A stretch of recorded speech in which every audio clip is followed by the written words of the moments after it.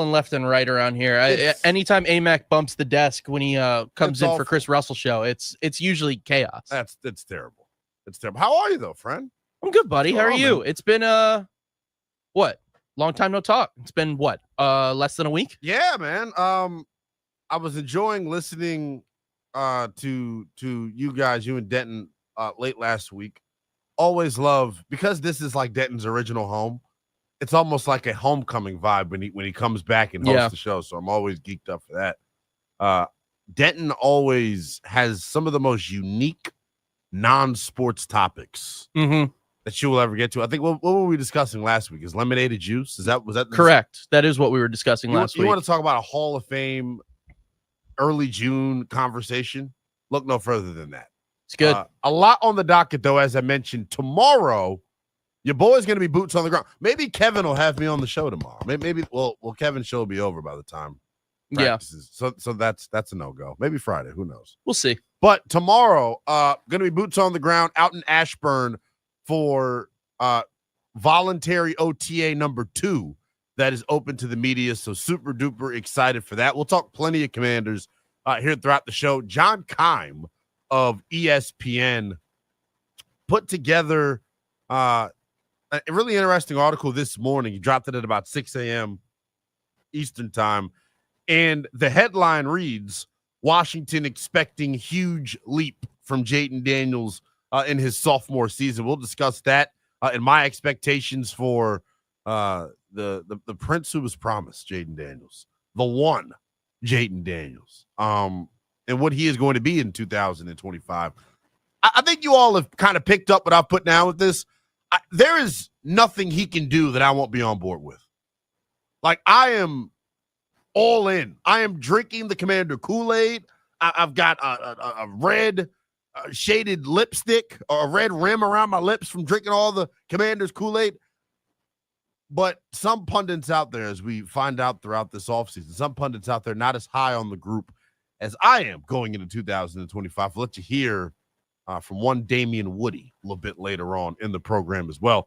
Nats baseball back on tap this afternoon. Nats back in action for 6 straight at home. And they're in a really pivotal piece of their schedule right now. If you take a look at the wild card standings, and because it's June, first week of June, we can do that now. You can now look at the wild card standings in the National League. Nats just 5 games out. Pretty eventful weekend as they took 4 out of 6 from both the Diamondbacks and the Seattle Mariners. Seattle, MLB's latest power ranking that came out, they're a top 10 team in all of Major League Baseball. So it's not like the Nats are doing it against the bottom feeders in Major League Baseball, word to Ken Rosenthal. They're actually doing it against some of the elite teams in the sport. So the final wild card spot right now held by the St. Louis Cardinals. The schedule for the Nats coming up here is as follows. They've got 3 against the Cubs. This 3 against the Cubs is super interesting to me, and I think it's perfect for the Nats because you get to see Chicago, who has been a juggernaut. They've got, when I checked on Saturday, I got to check again, they had the best run differential in all of Major League Baseball, which was like nutty to me, talking about the Cubbies. But the thing I love about the Nats taking on the Cubs this week is you'll get to see Mackenzie Gore and Jake Irvin versus one of the best teams in Major League Baseball. And we know how much of a revelation Mackenzie Gore has been to this point this season, still leading all of Major League Baseball in strikeouts, throwing and shoving with just a tremendous amount of confidence. And I always say it, anytime he is on the bump, and I think this is true for Major League Baseball in the starting pitcher position. When you've got a guy on the hill that day, when you go look at the schedule and you see M. Gore is on the bump for you, there is a certain sense of confidence and swagger that I believe resonates throughout a clubhouse. Because when you got confidence that your dude on the bump is gonna give you good, 6-7 scoreless innings or 6-7 innings of 2-run ball, like you feel like you can go to the plate and be aggressive. And I think that is the mentality of this Washington Nationals hitting group. Speaking of the Nats at the plate, you want to talk about in fuego. Dude, I don't normally get to catch a lot of Nationals games from start to finish Well, because they're not on anything but Masson, and if you get Masson, then you're lucky. Well, if you have Masson, you're probably rich, if I'm being honest with you. I actually checked them out via my illegal pirating website. Shout out. Well, I won't shout them out because shout out, no shout outs. They're few and far between, so you can't just name drop them like you used to. Shout out to Crack Streams, Meth Streams. RIP, man. RIP Streamies.io. I mean, RIP. You want to talk about a legend in the game. But no, I don't get to watch many Nats games from start to finish. I got the opportunity to watch from the outset on Saturday, and boy, did I choose a good game to watch from the beginning. A historic first inning for the Washington Nationals Saturday against the Arizona Diamondbacks. Their first 11 batters got on base. They scored 9 runs before Arizona even recorded an out. It's the second most in the big leagues since 1961. So quite literally a historic feat for that group. It capped off the month of May with a 15-12 record, their first winning month, Max, since 2023. It's the first Nats winning month since 2023. And think about this.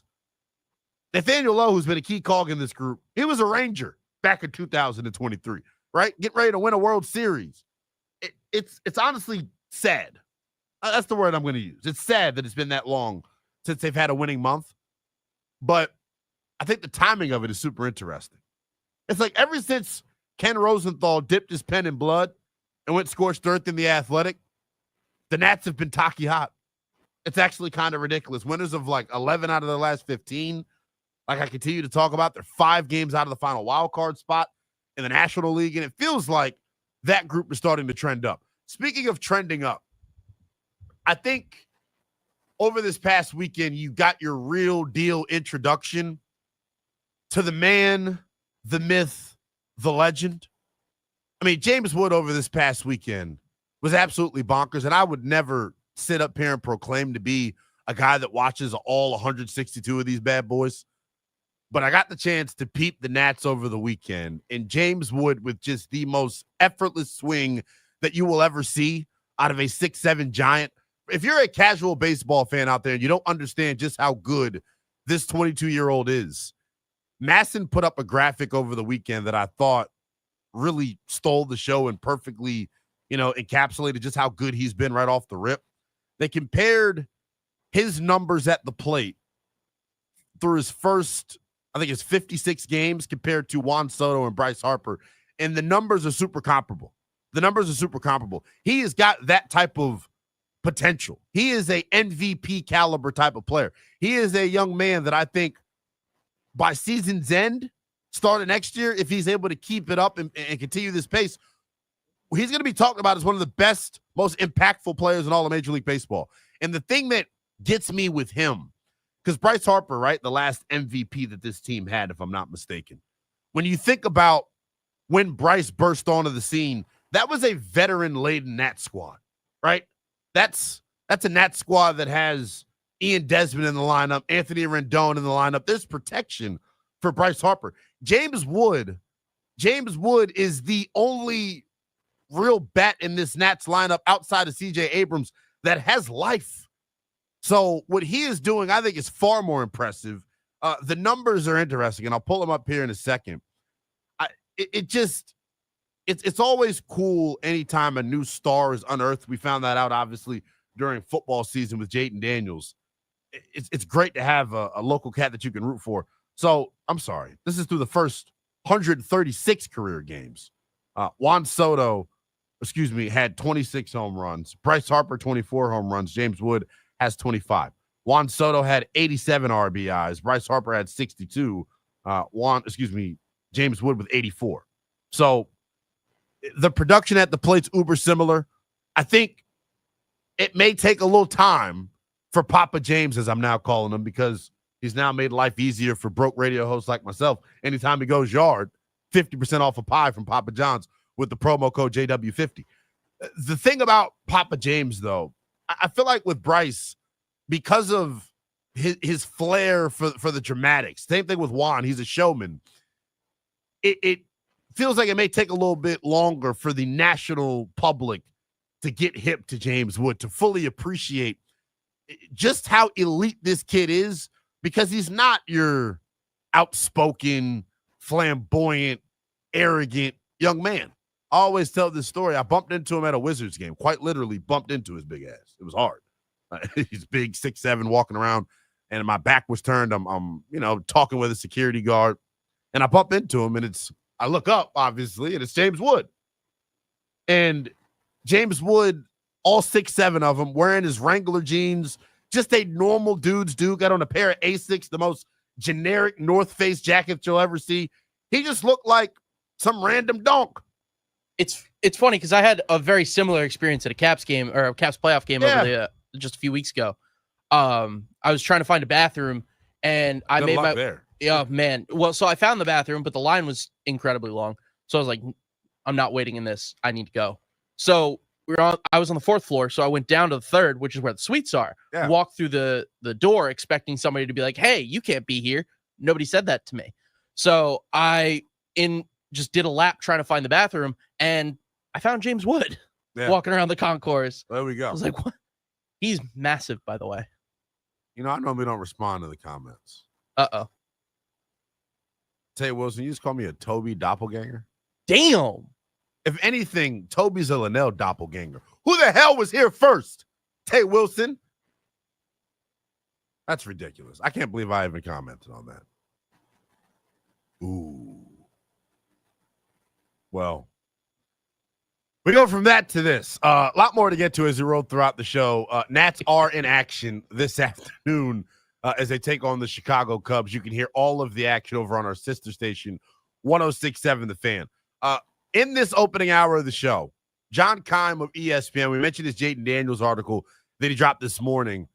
Also, if you listen to the John Keim Report, his podcast, like you should, like a good fan. If you're a fan, it should be a part of your routine. Just like the Take Command podcast with Logan and Craig. That's right. Should be a part of your routine. This program right here should be a part of your routine. The John Keim Report gave out a couple of hot and spicy nugs, dipped them in some ranch. Little 5 things. You know what I'm saying? And, it was a 5 things bit. Oh, yeah. I get steamed up for a 5 things bit. I told you I was going on my 3.5 mile walks. Yes. What do you think's in my ear? I mean, 3.5 miles, you got to have more than one episode of the John Keim Report. Well, normally it takes me about 45 minutes. So pretty good. I get an episode of John Keim in normally get 2 episodes, and I may listen to a Rich Eisen show interview. There you go.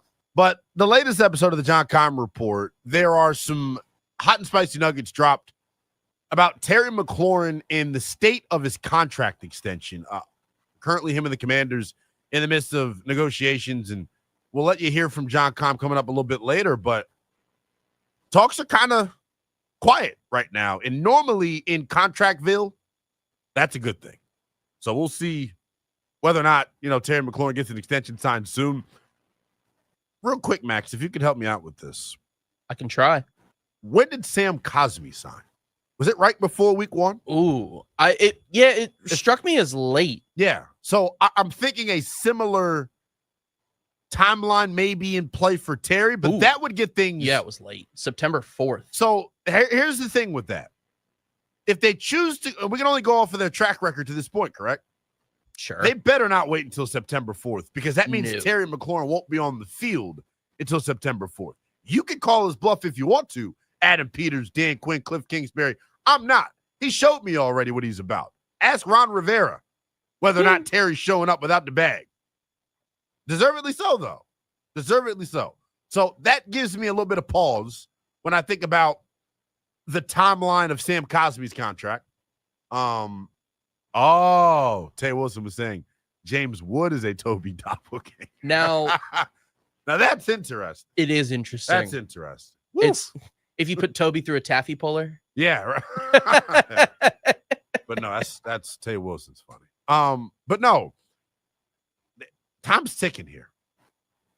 Time's ticking here, and one thing I think we sleep on is the missed practice reps between Terry and Jaden Daniels and how that may potentially impact them going into next year. Those two had a good rapport last year, but it wasn't the guy that he had the best rapport with. The guy he had the best rapport with last year felt like was Zach Ertz, if I'm not mistaken, right? Yeah, no, that's fair. And I think it was very evident during training camp. last year that Zach Ertz was going to be a key focal point of this offense because of how many targets he got during camp. And I remember when he hit his first deep ball to Terry during camp, it was almost like a holiday. And it felt like they were kind of slow to get off with one another. And then next thing you know, deep crosser after deep crosser after deep crosser, deep over after deep over, post corner after post corner. They were on the same page for a lot of it. So it'll be interesting here to see how this thing ultimately plays itself out. But Spotrac over the weekend, remember we had some conversations last week about, what type of contract Terry McLaurin may be in line for. Spotrac put out a prediction for Terry McLaurin, and the parameters of the prediction are very similar to what we've been discussing right here on the Team 980. I've heard Kevin talk about it. I've heard Chris talk about it. I've heard Craig Hoffman talk about it. So DK Metcalf is, to me, the starting point for a Terry McLaurin negotiation, right? When you think about what DK Metcalf, what he was able to rake in from Pittsburgh once that trade was complete, you think, oh, Terry should have no issue receiving a contract like that. And I'm stalling here trying to find the exact tweet because I lost it. I've sent myself so many DMs, Max, over the past, because you've been grinding. You've been busy. It's like 16 or 17 straight days here. So I'm pumping out the content here, and I sent myself a bunch of stuff. Here it goes. He projects, Spotrac has his projection at 3 years, $93 million. That would put him at $31 million APY in terms of the money he's going to get per year. And I'm quickly trying to look up NFL wide receiver AAV to see where it would put him. It would put him like right in the same realm as DK Metcalf, who I'm the name that's on my brain. So at $31 million guaranteed would be right under DK Metcalf. He's at 32.9. I don't know why they just didn't give the guy $33 million. AJ Brown's at 32. Amon-Ra St. Brown's at 30. So he would slot right in between AJ Brown and Amon-Ra St. Brown. The guaranteed money is what's interesting. DK Metcalf got $60 million fully guaranteed. AJ Brown got $51 million fully guaranteed. CeeDee Lamb last offseason got 67. Now, age 100% factors into this when you're talking about total guarantees of a contract. Age 100% is part of the discussion. With McLaurin, if I had to project, he's saying, Spotrac saying that 60 mil that DK got, Terry may be in line to get the same thing. If DK's at 60 million, you know what I'm doing if I'm Terry? Give me 61. Yeah. Give me 62. And they're draft classmates, right? So I always think it's a neat comparison between those two. They're draft classmates, and Terry has been the more durable, more reliable receiver, despite not having as good a quarterback play as DK Metcalf over the course of their career to this point. So it is a fascinating starting point for a contract negotiation. I think it gets done ultimately. We will let you hear John Keim coming up a little bit later on in the show, and he'll give you his thoughts on exactly what he's thinking about a contract extension for Terry McLaurin. A lot to get to, though, here on the Team 980. We'll take you up to 1 p.m. before we hand things over to Chris Russell. Lynnell Willingham sitting in for Kevin for one final day. He's back with you tomorrow. When we come back, we'll switch gears a little bit and talk a little puck. There was a massive Caps ticketing blunder last week. And let's just say that maybe, just maybe, the blunder was not so much a blunder. That's a bad tease, but when we come back, Ovi's wife giving a big hint on his future. That's next on the Team 980.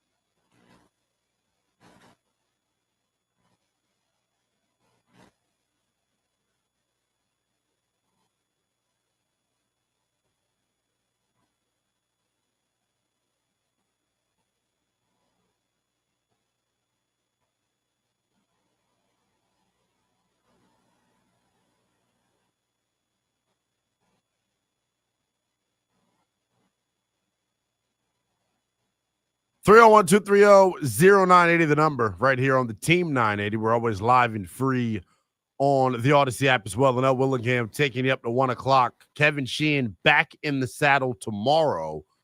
Also tomorrow, the second voluntary OTA that's going to be available to the public, not the public, the media, to lay eyes on and all things, if things go as planned, I guess. Cross my fingers. I'll be out there tomorrow, and we'll be able to give you my thoughts on what the 2025 Commanders look like early in this offseason. We'll talk all things Commanders as we lead into the 11 o'clock hour. Ben Solak of ESPN put out a piece 7 days ago. So right now we're 93 days away from Eagles and Cowboys on Thursday Night Football. When we were 100 days away from that, Ben Solak put out a list. It's list season. We always say that. Put out a list with like 100 nuggets between now and the start of the NFL season. So 100 things is broken down into a bunch of different categories. There are some Commander-specific nuggets that we'll give to you as well as we roll throughout this 10 o'clock hour. Well, let's hear from John Keim coming up here shortly as well. But there's a hockey item that I had to get to because, Max, tell me if I'm off base with this. I'm ticked off. I am. I'm ticked off because it feels like a massive opportunity was missed by the Monumental Sports Network and the Washington Capitals. Here's why. Last week, the Caps had a major PR blunder. Is how I would describe it. I'm trying to be as respectful as possible because that's ridiculous that it even happened. But they had a massive PR blunder. And in a nutshell, if you're not hip to the situation, the team on social media, or excuse me, rather, an email was sent out to season ticket holders. And in that email advertising the season tickets for next year, it was advertised that next year would be Alex Ovechkin's last year. Now, if that is the case, I don't think it's a surprise to anybody. I mean, his contract's up. He's won the Stanley Cup. He broke Wayne Gretzky's goal-scoring record. What the hell else does he owe the nation's capital at this point? What does he owe America at this point? So if he chooses to hang it up, I get it. My issue is, well, why in the hell are you leaking it out in an email memo to season ticket holders? Where is your understanding of marketing and PR and playing up a massive event?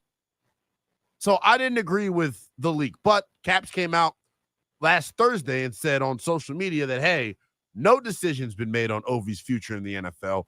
That email was sent by mistake by someone in the corporate sales department. That guy messed up big time. And he opened up a can of worms.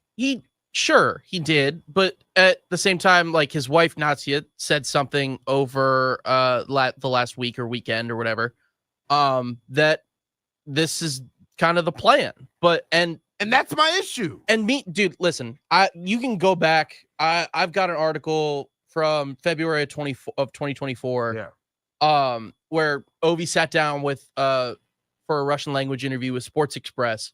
And they asked him explicitly if he was going to retire after his contract runs out. And he said, I think, yeah, probably what I'm going to end up doing. And then he said he'd probably go to the KHL for a little bit and, just spend time in Russia. So this has kind of always been the plan. I understand wanting him to, make the announcement, give him the retirement tour and all that. And I think that'll be done in due time. But why did this happen then? Why is I feel like his wife broke the news. Nah. RussianMachineNeverBreaks.com is like the lead source for Alex Ovechkin information. It's true. They are. Can you pronounce the name for me? Which one? Natsia? Natsia Ovechkin. I kept saying Natasha. My bad. I think that's the Russian and why version does it say of Natasha? Ovechkina instead of because that's how the language works. It's just like Russian conjugation, stuff like that. It's the female equivalent, basically, of Ovechkin. I need Rosetta Stone. Yeah, we need to get you on Duolingo. That's what we need. Something. So his wife, Natsia Ovechkina, gave an interview. What the hell? Gave an interview And in that interview, there are some quotes that came out, and they're pretty damning and pretty revealing. Alexander still has a contract for a year, she said, per a translation by Google Translate. So we will play the next season and then fly back to live in Moscow, to our homeland. We will stay in Russia. Yes. He didn't show it, but I understood how hard it was for him. So I repeat, I waited for Sasha to score faster and relax. He has his last season next year, and I want him to simply enjoy what he loves, to simply enjoy this last season. So that is her multiple times coming out in this interview that was translated via Google Translate. So who knows if it's even accurate. She basically spilling the beans saying that, next year is the final season for Alex Ovechkin with the Washington Capitals. He is in the final year of a 5-year extension that he signed a couple of years ago. Like I said to start the segment, I don't think it's much of a surprise. My annoyance, now I'm taking the gloves off. The Monumental Sports Network, Ted Leonsis is a tremendous human. Can I start by saying that? Sure. Just a tremendous human, someone that's done so much here for the nation's capital and for DC and for the community. Stand-up dude. The Monumental Sports Network, which is his baby, his vision, their content sucks. It's awful. That stupid Rachel Nichols show sucks. Love Wes Hall. Anything he does and touches is gold. Outside of that, I love Beltway football with JP and the big guy, Mitch Tischler. That's good. The pre and post stuff is good. The altcast that our guys get to participate in is good, but the rest of the content stinks. I don't need to hear about. I don't give a rat's ass about Jordan Poole's cat obsession. I care about Jordan Poole. I don't care about Tom Wilson and his coffee fix. I care about Tom Wilson. I don't care about Corey Kispert and how many combs he uses per year. I care about Corey Kispert and how many threes he's going to make. They need content. This was content, and they said, we'll just throw it as a Thursday news dump in a memo to season ticket holders that the greatest player in franchise history, that the best athlete in the history of DC sports is calling it a career, and it's no big deal. Come on. Am I missing it? Monumental's missing it. That's who's missing it. They need to hire me. I can use another job. Guess they won't hire me after tearing them down the way that I just did, but damn it, someone's got to say it. Ted, listen, I think a press conference will happen at closer to the start of the season where he'll announce, this is going to be my last year. This is one last ride. Who knows? They might put out a statement on Twitter or something like that. A statement, Max? This is Alexander Ovechkin. I mean, Ovechkin. They'll let Ovechkin put out a statement on Twitter. So it's him making the announcement and not like a Monumental thing. Lord knows they like to make it all about themselves. Look, Ted, buy the Nats, brother. That's what I want you to do. Buy the Nats. So I can watch them on my TV, please. That's all we want from you. And continue to let the Wizards front office people make good decisions. Let them cook. But yeah, I was kind of annoyed by it because I think such a groundbreaking moment. Can we actually throw my graphic back up there? I want to take a picture for social media, Brian. It's such a monumental moment, and I know that's kind of like no pun intended. It's a monumental moment that I feel like the Monumental Sports Network is missing out on. And this was not about me dunking on their content. That's not at all what I was trying to do. What this is about is me giving a suggestion and showing my annoyance with over there, they screw up a lot. I was working the Mystics the other night, Max. And dude, they didn't even know they were coming back from break. It was 40 seconds of dead air. Somebody at Monumental's got to tighten up. I'm just trying to get out in front of this. They've got to be better everywhere. Consistently bad graphics at times, not correcting them. Monumental's just got to be better. And you missed a brilliant content opportunity. Now, mind you, I love, reliving my high school years of watching John Wall and Brad Beal and Nene and Marcin Gortat, the Gortat screen. Remember that whole language barrier language barrier is the wrong thing to say. That whole pronunciation hubbub that we had, is it Gortat or Gortat? Gortat or Gortat? Best screener in the history of Wizards basketball. They named a screen after him. It was so good. The Gortat screen. But no, I love watching that content on Monumental. But outside of that, like, we just got to be better. They missed a massive opportunity. Real quick here, Max, as you were like my Caps aficionado. Sure.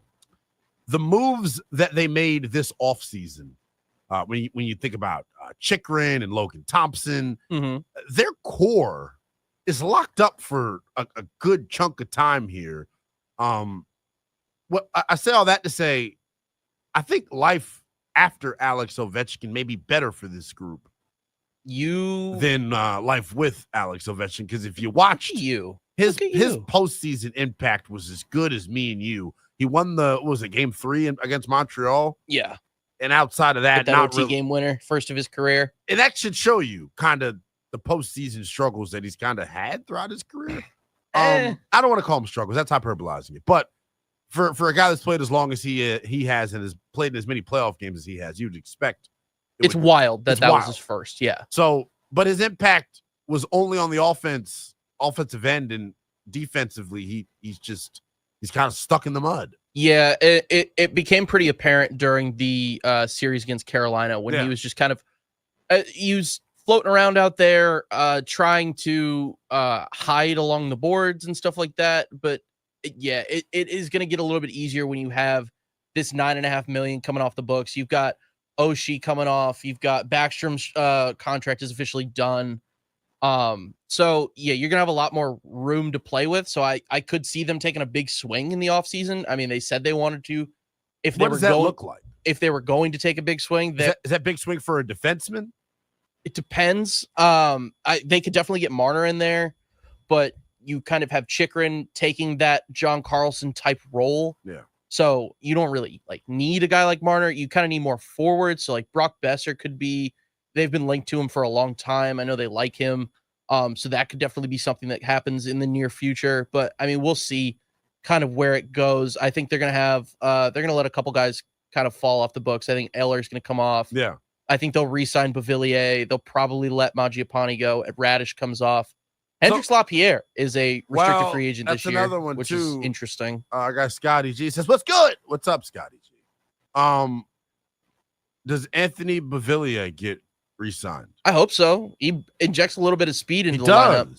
He does. And you can put him, I mean, like we saw it in the playoffs. You can put him on the fourth line. You can put him on the first line. You can put him anywhere. Versatile is how we would describe our guy, Anthony Bavillier. How long we have come. Because at first I had no clue how to pronounce his name.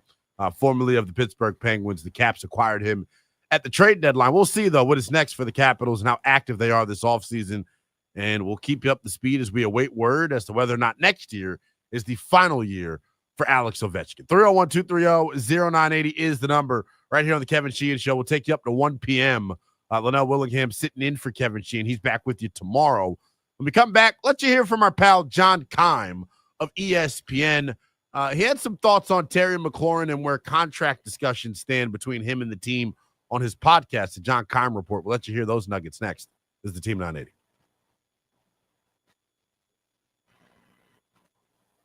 All right, not a lot going on in the world of sports, but tonight, the Nats, they get back home. They'll take on the Chicago Cubs following a West Coast road trip where they went 5-4. Nats on deck with Charlie and Dave will be at 6:15 on the Fan. And the Yankees, their closer, Luke Weaver, is expected to miss 4 to 6 weeks with a hamstring injury. Devin Williams expected to take the closing role in his absence. And tomorrow, the Stanley Cup Final, the action gets underway from north of the border. Panthers will take on Edmonton tomorrow at 8 on TNT. This update is sponsored by the Team 980 YouTube page. Just open the app, type in the Team 980, hit subscribe. Kevin Sheehan is live from 10 to 1 and Craig Halton from 4 to 7. Don't forget to like the stream and turn on notifications to stay up to date on all things DC sports. And that's what's trending.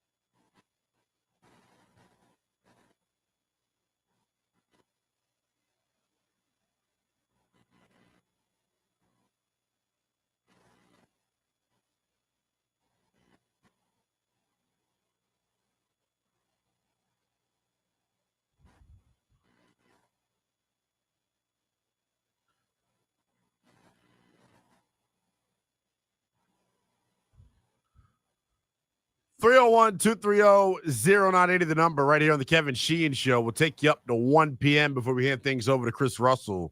Lynnell Willingham sitting in for Kevin. He is back with you tomorrow. Some guys getting active in the chat actually just reminded me about something that I have completely just omitted from the rundown. We talked about it a little bit last night, didn't we? We did talk about it a little bit last night, and that is Jeremy Fowler of ESPN linking former Browns running back Nick Chubb to the Washington Commanders. We will talk about that coming up next year, actually, because I actually do want to get into that because I was pretty stunned by some of the reaction online in terms of where Washington's running back room currently sits. So we'll get to that coming up momentarily. What I want to get to right now, though, John Keim of ESPN came out on his podcast yesterday and gave some nuggets on where things currently stand between Terry McLaurin and the Commanders when it comes to his contract negotiations. And I don't know, by the way, where the contract talks are at. One thing if you notice, it's very quiet right now with that. That doesn't mean things aren't being done or discussed. It just means it's quiet. I think they're doing a good job of keeping this between the two sides and nowhere else, which is not a bad thing, right? Just obviously I'd like to know more, but it's not a bad thing for them that this is the way it is. And I think that's good. So but I don't have an update on that. I just know that they're being very quiet, which is again, not a bad thing. So yeah, John, I agree with you. I don't think hearing nothing, first of all, I actually kind of laugh at John. Not in like a rude or mean way, but like I get where he's coming from. He wants to know what the hell's going on. They're not telling him anything. He needs the information. He needs the tea to be spilled so he can give it to us. And he's straight up saying it like a good reporter, not pretending like he knows anything, not acting like he's talking to people. He's telling you straight up, I haven't heard anything. Now, we were talking about it to open the show. Max told us Sam Cosmi signed his extension last year, September 4th, about a week before the start of the regular season. Based on the way Terry has moved with these negotiations, he's basically saying, I'm not showing up until I am paid. Last time around, he sat out mandatory OTA or mandatory minicamp under Ron Rivera. Would he do that this time around? I'm not sure. But I say all that to say the timeline's got to speed up on this thing.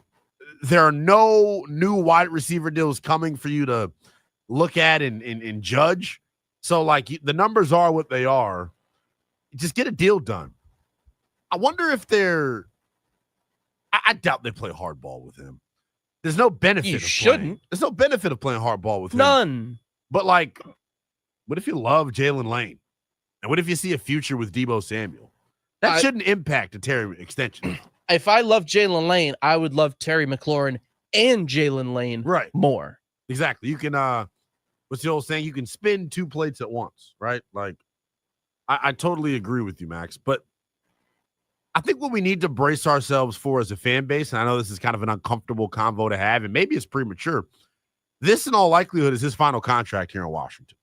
Talking about Terry McLaurin. I mean, yeah, maybe he wants to be a Commander for life. I would hope so. But like financially speaking, he's 30. This will probably be a 3-year deal. He'll be 33 years of age. Depending on what the production looks like at that time, he may be in line for another 2-year bigger deal. Maybe Washington's not willing to do it. Maybe Jalen Lane has burst onto the scene at that time.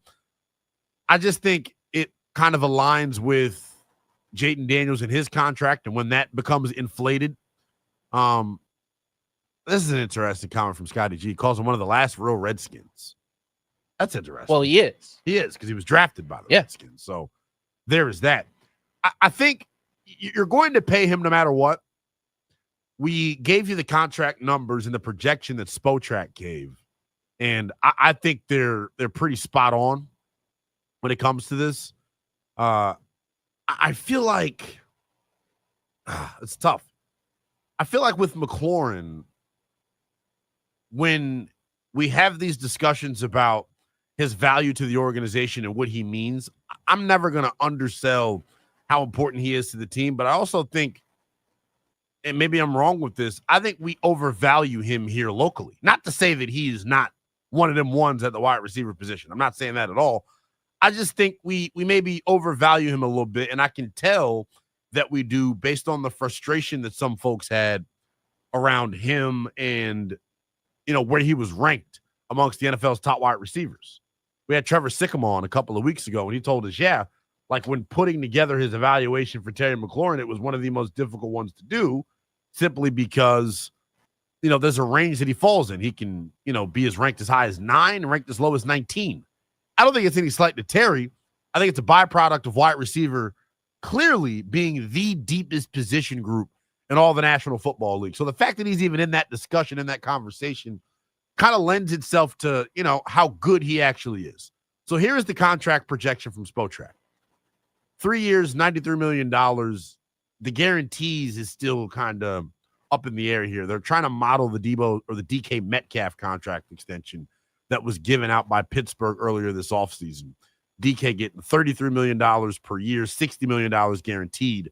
The Spotrac projection for Terry is a $31 million AAV.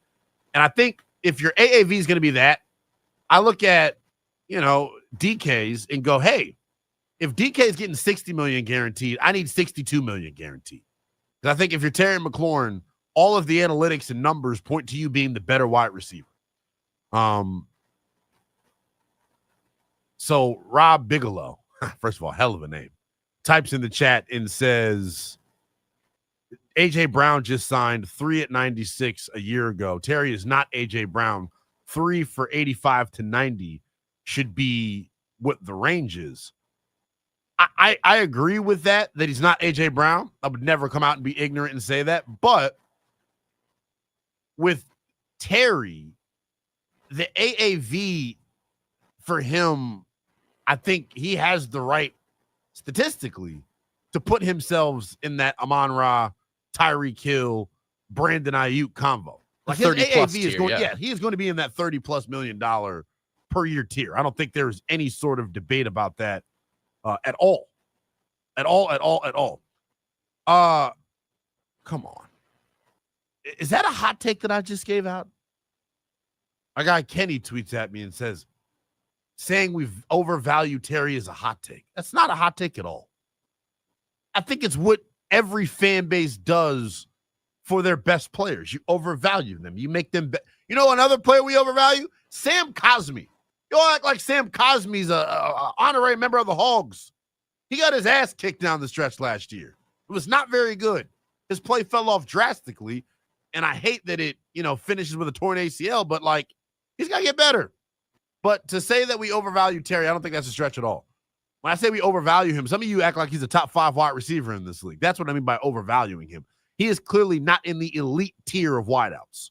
He's not in that Jamar Chase, Justin Jefferson. He's not Jamar Chase. He's not Justin Jefferson. Who else am I missing in this? He's not Tyreek Hill. He's not A.J. Brown. CeeDee Lamb. He's not CeeDee Lamb. So our guy A.J., one of the hosts of the Trap or Dive podcast, we always love to give them some shout outs here. Please be mindful that this is Terry's deal. He will cash out on. He's not going to settle financially. I think that's a tremendous point that I feel like we're not all maybe talking about. There's a reason he didn't show up, right? Like if everything was peachy with the negotiations and they were close, I think he would be on the practice field. So him not showing up, I think they're further than maybe we're giving it credit for. And he showed you last time around, if he's not happy financially, he will not show up. Do I agree with that mentality? Probably not. I think when you look at Terry as one of your unquestioned leaders, he doesn't have to practice, but I'd like him to be in the building. But the other thing we're talking about here, I think is huge. He is not a top 5 wide receiver. And I think there is a sector of this fan base that concretely believes that. And if you're going to have arguments about Terry McLaurin, if you're going to get up in arms about Terry McLaurin, I challenge you to look at the 2 games against Quinyon Mitchell. And that Thursday night game, Quinyon Mitchell had him in hell. And that December game that Washington won, if you take away the deep shot from Jayden Daniels, he's under 30 yards receiving on the afternoon. You look at the 2 matchups against the Dallas Cowboys without Trayvon Diggs being there, right? In that first matchup, Terry McLaurin, if it's not for that garbage time touchdown that he scores, he doesn't go for 80+ yards in that game. The season finale against Dallas, How many catches did Terry McLaurin have? Against A.J. Terrell, against Atlanta, how many, touches did Terry have? Kay Wilson types in the chat, says, I blame Cliff for that. See, what we did last year was kind of unfair. We blamed Cliff Kingsbury for Terry's lack of production. He doesn't separate well. Like, that's been his number one thing. His number one issue for me as a receiver is I don't think he separates particularly well. Not a problem, but something that keeps him out of that elite tier of wide receivers for me. So it'll be interesting to see. I don't think it's a good sign that he's not at OTAs and that the negotiations are so quiet to this point, because we're at a spot right now where it feels like, hey, it's kind of crap or get off of the pot when it comes to this contract for him. They've got to get it done. And what I will say is this as well. You can't wait until September 4th like you did with Sam Cosmi, because Terry's already shown you he's not showing up.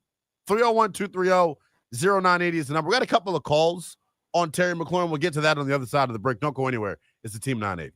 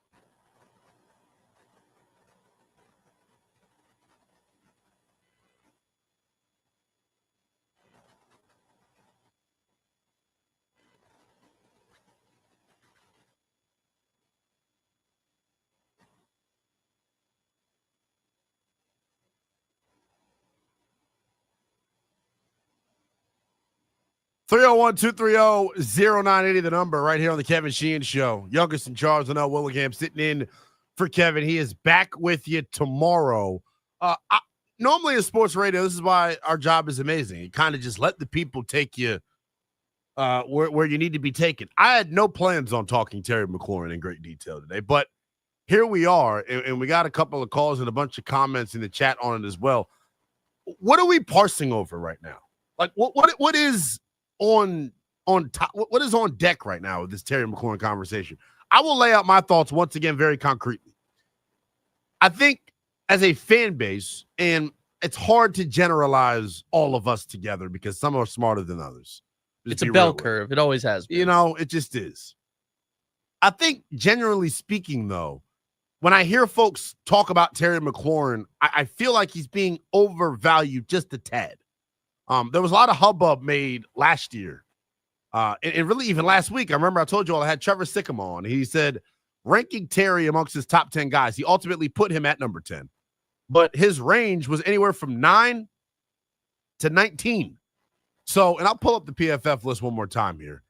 So that should show you, one, if he's in that 9 to 19 range, he's not in the elite upper echelon group of wide receivers. I think Trevor Sikkema had him ranked as a tier 3 wide receiver, if I'm not mistaken. So here we go. Tier 1, A.J. Brown, Justin Jefferson, Jamar Chase. I'm not taking any of those guys over Terry McLaurin. I'm just not. Tier 2, Amon-Ra St. Brown, Puka Nacua 5, CeeDee Lamb 6, Nico Collins 7, Tyreek Hill 8. Tier number 3, Mike Evans number 9, Terry McLaurin number 10, Drake London 11, Neighbors, Wilson, T. Higgins, Brian Thomas Jr. Let's be real about this, right? Going into next year, and I put out my top 10 wide receiver rankings, and I got to find the document that I did it on because I believe we did it right here on the show last week. I would have him right outside of the top 10 at about 11 or 12.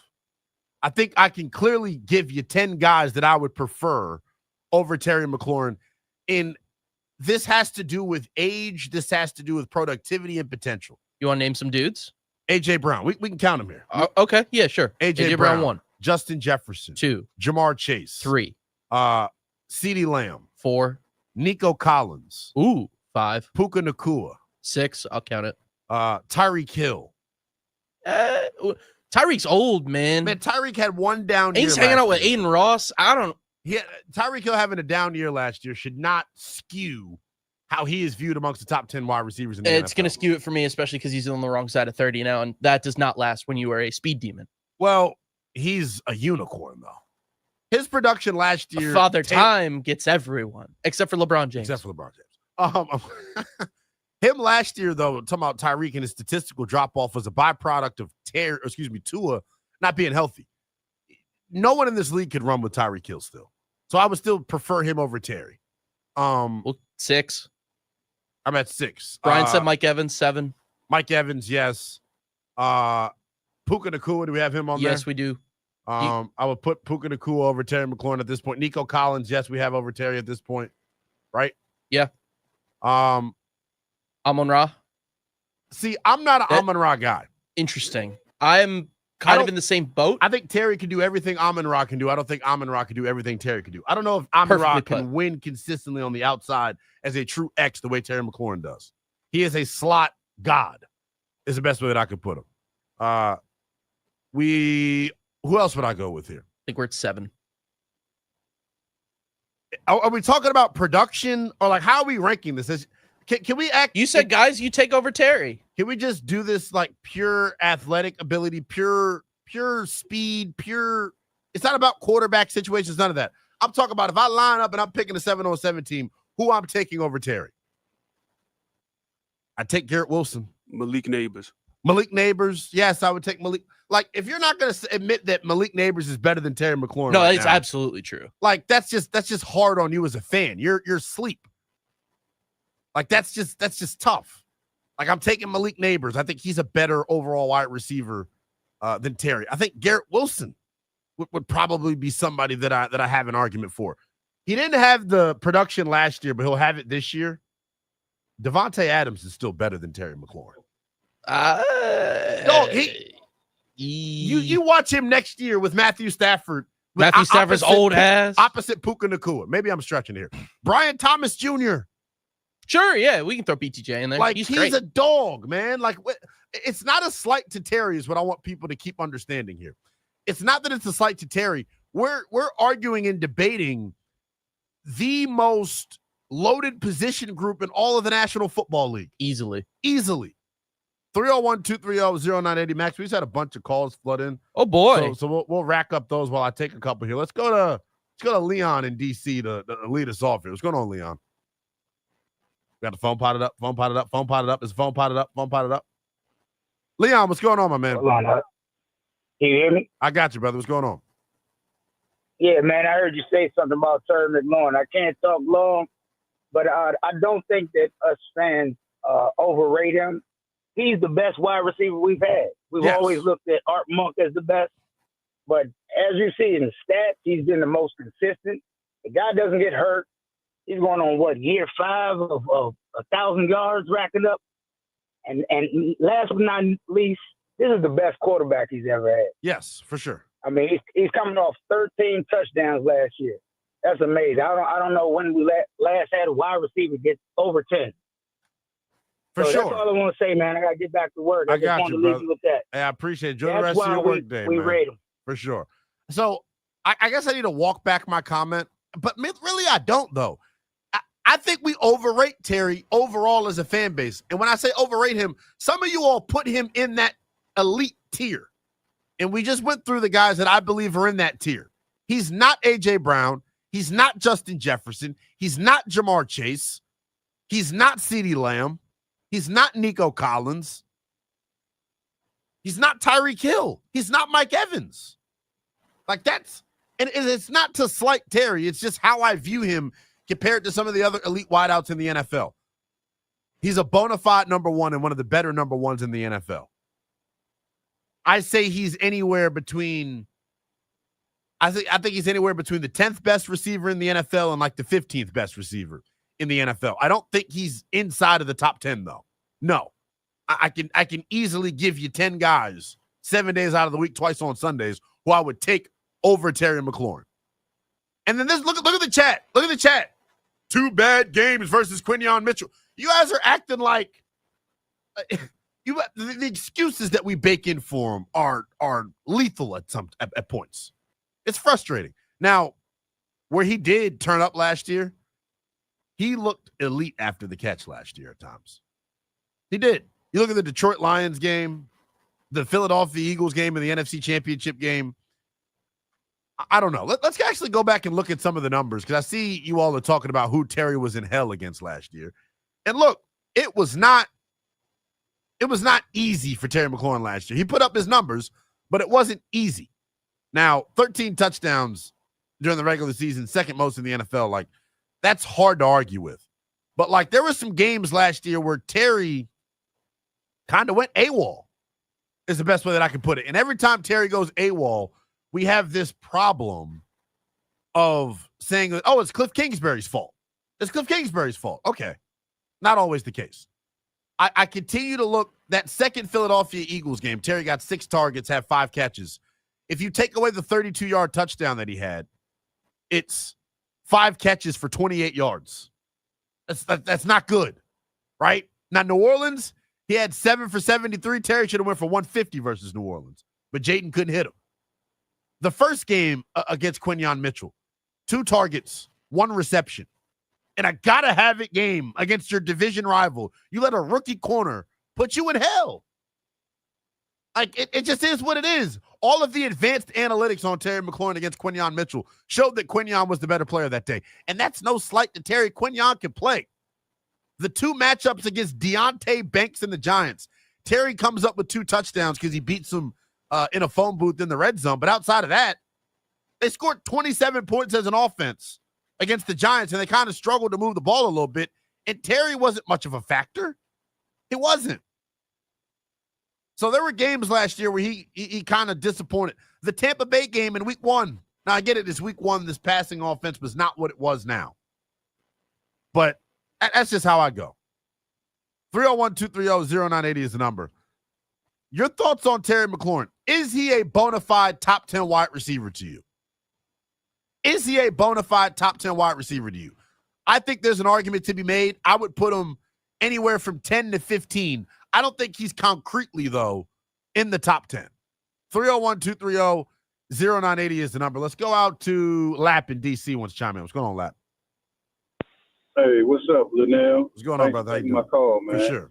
Hey, great point you said about him not getting separation. I've been saying that for years, but people were like, oh, you hating on Terry. No, even though I'm a fan of my team and a player, I'm a realist too, because you got to like the sport first before you even have a team. So I don't think he gets enough separation enough for me. Yards after catch, he's dangerous, but he's always getting tripped up, or he's always falling down, or it's just not separation. All the premier wide receivers get separation, and that's my definition of a wideout. You know what I'm saying?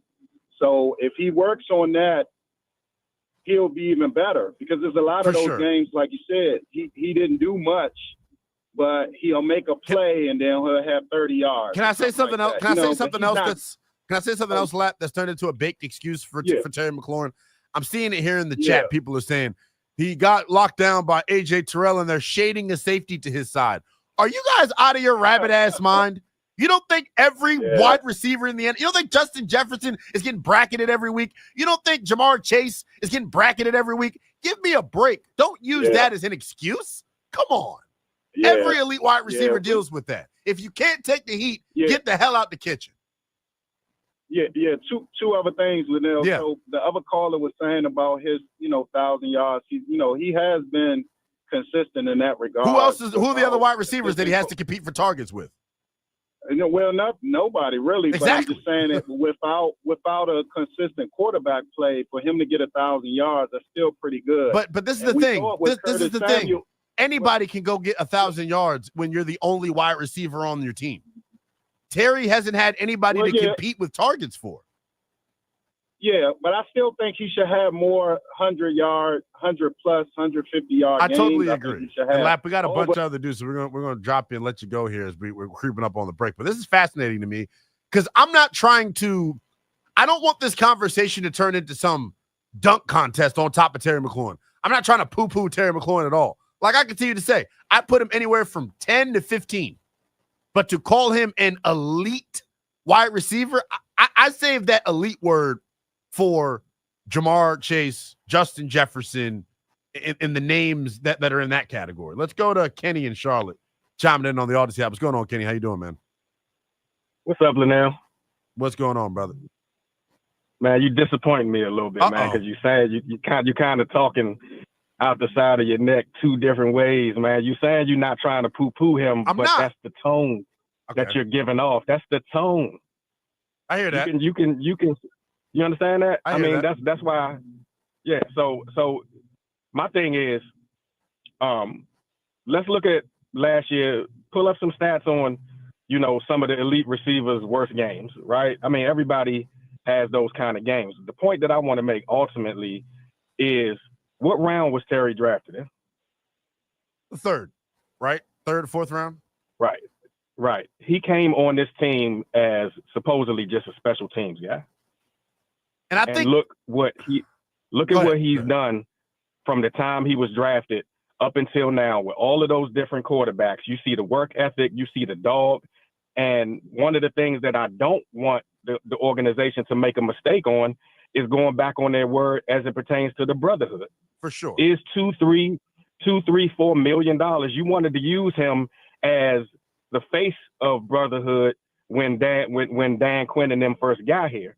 And now when it's time to get paid, right? Now you can threaten the brotherhood in the locker room by saying, you know what? We're gonna let $4 million here or there separate the brotherhood. So Kenny, let me intervene real quick. I think we're having two different conversations here. I don't think any of us believe he's not going to get the deal done, right? I certainly don't feel that way. I think they would look foolish as hell as an organization for all the reasons you just listed. You can't go put all of your cute slogans and hashtags all over buildings and T-shirts talking about a commander tag, commander this, commander that, and then when one of your homegrown guys is time to get paid, you don't pay him. So I don't think that will be the issue. I'm curious of the timeline of this thing and what is currently holding the deal up. Because it's not like there's any other wideout contracts that are going to get done here. Right. So, you know where I was sold on Terry and he impressed me was, I know he had a couple of games where, he got locked down, so the stats say. But he sold me in Detroit. He sold me in the championship game. Yes. Like in big games, running away from finally had a chance. Yeah. He finally had a chance to be in big games and show who he was. And to me, he delivered. And you know what? He may not be those top tier receivers, but he's our receiver. You know what I'm saying? Yes. He's our Jamar Chase. For sure. He's our Justin Jefferson. You know what I'm saying? So it's a little bit of emotional for me because I'm glad you're admitting that's part of being a fan. Thank you. But if we want to dot T's and cross I's, yeah, you got a point. But to me, he's our Jamar Chase. I think he should get paid. For sure. Appreciate you as always, man. 301-230-0980. More of your calls on, is Terry McLaurin an elite wide receiver, coming up next. Plus, we will get into Ben Solak. We're 93 days out from the start of the NFL season, and he dropped 100 thoughts on ESPN.com. There are some Commander-related thoughts in there as well. We'll share those with you on the other side of the break. Don't go anywhere. This is the Team 980.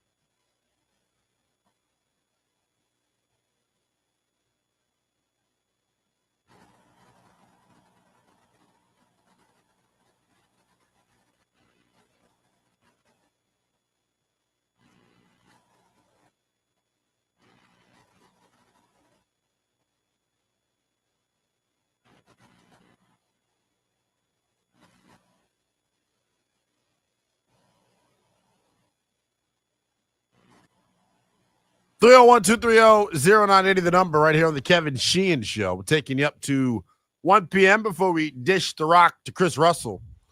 He'll take you from 1 to 4. Craig Hoffman will take you on your afternoon drive home. So make sure you keep it live and local on the Team 980 all afternoon long.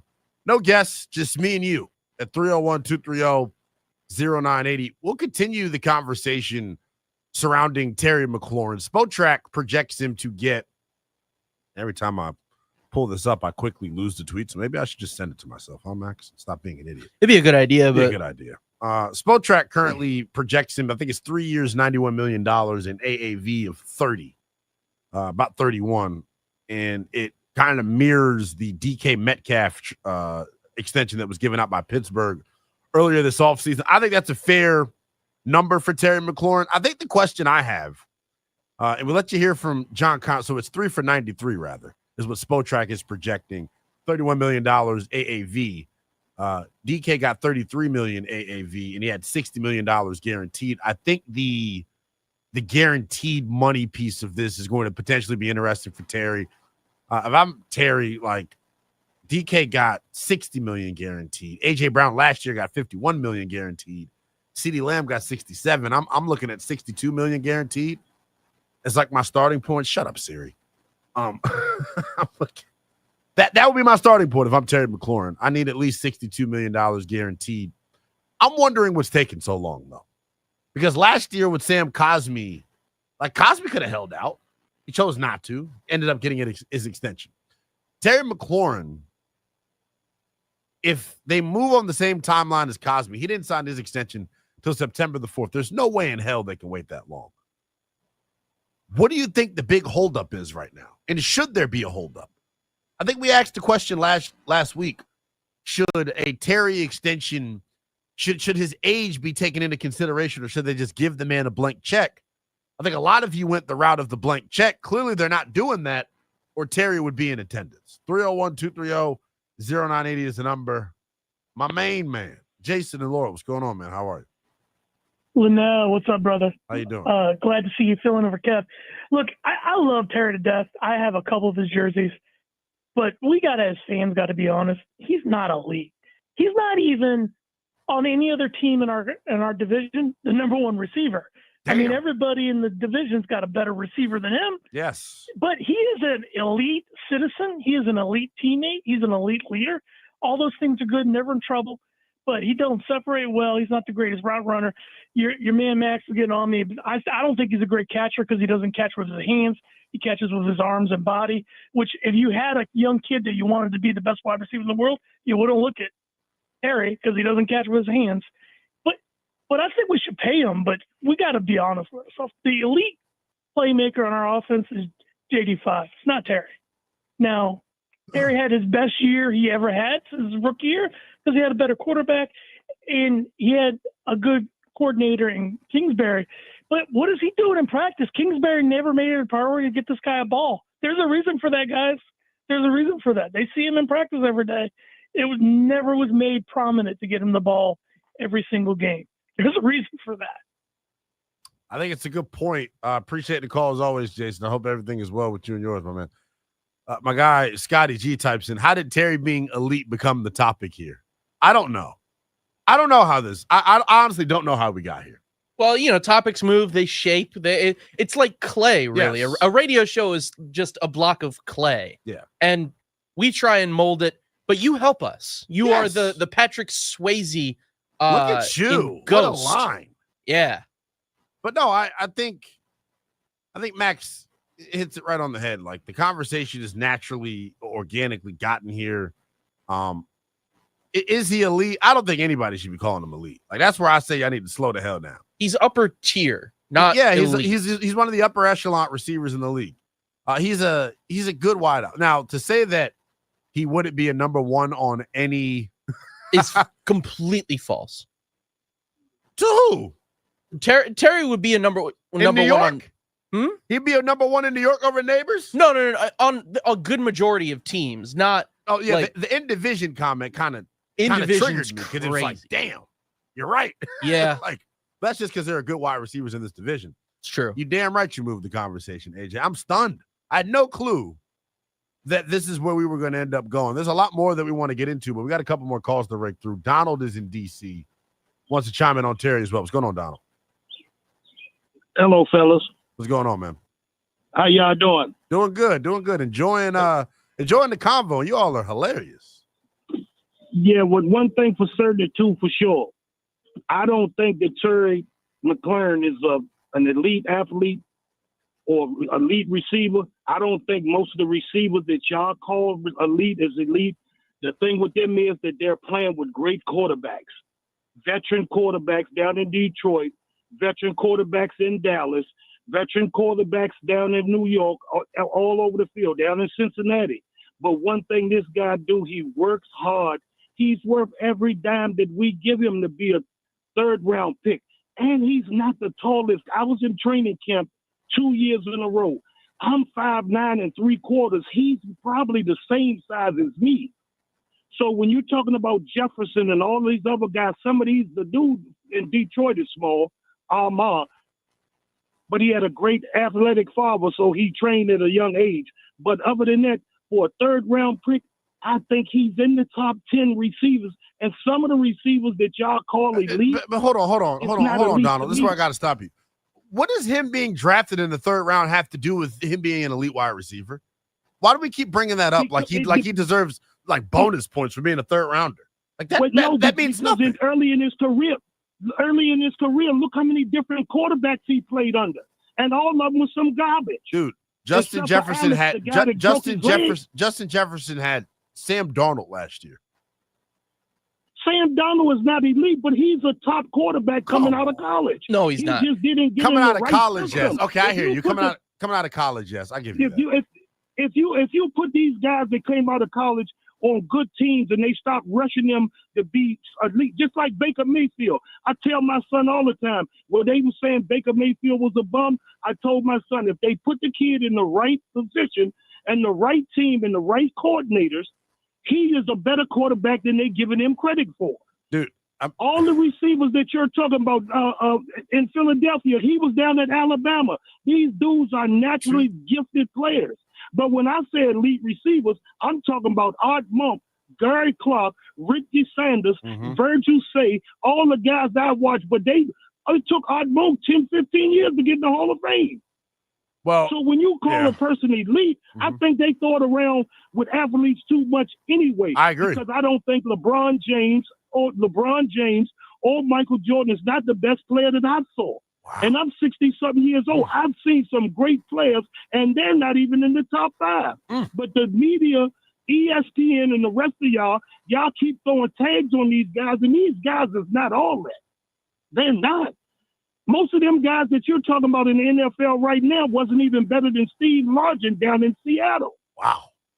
And he wasn't a big guy. But he had somebody could toss him the rock named Jim Zorn. Consistently. It's called consistency with me. And I'm a Washington diehard. I give it to you. We appreciate the call as always, man. Talk about bringing it strong. DC wants to chime in. What's going on, DC? Great day, brother Lynnell. How you feeling, man? I'm feeling good, man. Y'all are this Terry McLaurin conversation is exhausting. Yeah. And you want me to tell you why? I'm gonna start calling you Flipper, man. You flipped the conversation. You went from him being a top 10 receiver to now he's not an elite receiver. So, what I want to say about him being a top 10 receiver, I even heard you say this. You said I put him in 10 through 15, so that means he's top 10. If you're gonna put him in that area, he's potential. He's somewhere right around the bottom of the top 10 through 15. Thank you for finally admitting it. You kept saying it, and I've been listening, and I've just been laughing because I'm like, this dude just flipped the conversation. Now, elite, you don't even have to argue about them being in the top 3 to 4 to maybe even 5 are your elite receivers or players in any situation. You can't even argue it. Who are you going to put against them? Now, to say Terry is top 10, it's receivers that you name, and you had to make arguments for. So if it's arguable, his consistency, like the gentleman that just called said, over time, he's done it with not even the same quarterback. But here's my thing real quick, DC. Here's my thing, DC, on the quarterback, on the quarterback discussion. he was going to put up the numbers because someone had to. Who the hell else has Washington had offensively to compete for targets with Terry? Do you know? Lynnell, I'm sorry. I hear you on that, right? Every team's going to have a 1,000-yard receiver. He bailed out Taylor Heineke. Taylor Heineke throwing the ball late and can't get it 40 yards down the field. He had to come back and jump over people. Now, I give people this. No, he's not a hands catcher. No, we say he doesn't create separation, right? But he catches the ball when it's thrown to him, whether the guy is there, whether he's not. But guess where he does create separation? After he catches that ball, he gets that yak. I give it to you. Are we mad that he catches the ball and he's not wide open? Well, if you look at it this year, since he's had a quarterback, he's caught the ball more wide open this year than he has in the year because he has a quarterback that knows timing and throws the ball on time and get it to him when he comes out of his break. So the separation that's needed where he doesn't have to catch as many 50-50 balls is there and it's done. Now, to compare him to the receivers in our division, how many of them caught more 50-50 balls than Terry McLaurin? A.J. Brown, C.D. Lamb. Number one in the league. I mean, I hear you, but number one in the league. I hear you. DC, this is, I appreciate your call as always. Yeah. You know I rock with you. This is 10, this is hard. It's a hard combo. Have a great day, brother. DC called me out on flip-flopping. Damn that DC, man. That's my dude. Always love checking. That's one thing. There's like a base of you all that find me everywhere I am. DC is one of those dudes. Damn sure appreciate that. Max, let's get to Ocean City Bob, and then I'm putting this to bed. Ocean City Bob, what you got? All right, tail end of it straight up. Catches the ball. Yes, uses his body, momentum, rhythm, footwork, everything. Got another weapon with Scary Terry. We'll be on the board for 18 touchdowns for Scary Terry this year 18? with a little less catches. 18 touchdowns? Baby, I'm throwing the whole crab dip on it. I'm betting the whole crab dip on it. Are you in or you out? I'm in. Let's do it. There it is. I'm taking your number down. I'm taking your number down, and I'm holding you to it. What year? And I don't want no Fugazi crab dip either. Your ass out in Ocean City. I need Ocean City crab dip. That real. Come on, man. Rich, creamy. I need some crab dip that'll put me on the toilet. Maybe I took it a step too far. Listen, no, I'm with you. You pick up what I'm putting down. I get it. 301-230-0980 is the number. A lot more to get to here on the Kevin Sheehan Show. Lynnell Willingham sitting in for Kevin. He's back with you tomorrow. Finally, on the other side of the break, we will get to a report from my guy Jeremy Fowler of ESPN linking a certain veteran to the Washington Commanders. I'll ask you whether you're in or out next here on the Team 980. All right, it's a slow week around the world of sports. The Nats will get back home today. They take on the Chicago Cubs following a West Coast road trip where they went 5-4. Nats on deck with Charlie and Dave at 6:15 on 106.7 The Fan. The Yankees, their closer Luke Weaver is expected to miss 4 to 6 weeks with a hamstring injury. Devin Williams is expected to take the closing role in his absence. And tomorrow night, the Stanley Cup final action gets underway. The Panthers will take on the Edmonton Oilers north of the border. That'll be tomorrow night at 8 on TNT. This update is sponsored by the Team 980 YouTube page. Just open the app, type in the Team 980, and hit subscribe. Kevin Sheehan is live from 10 to 1, and Craig Hoffman from 4 to 7. Don't forget to like the stream and turn on notifications to stay up to date on all things DC sports. And that's what's trending.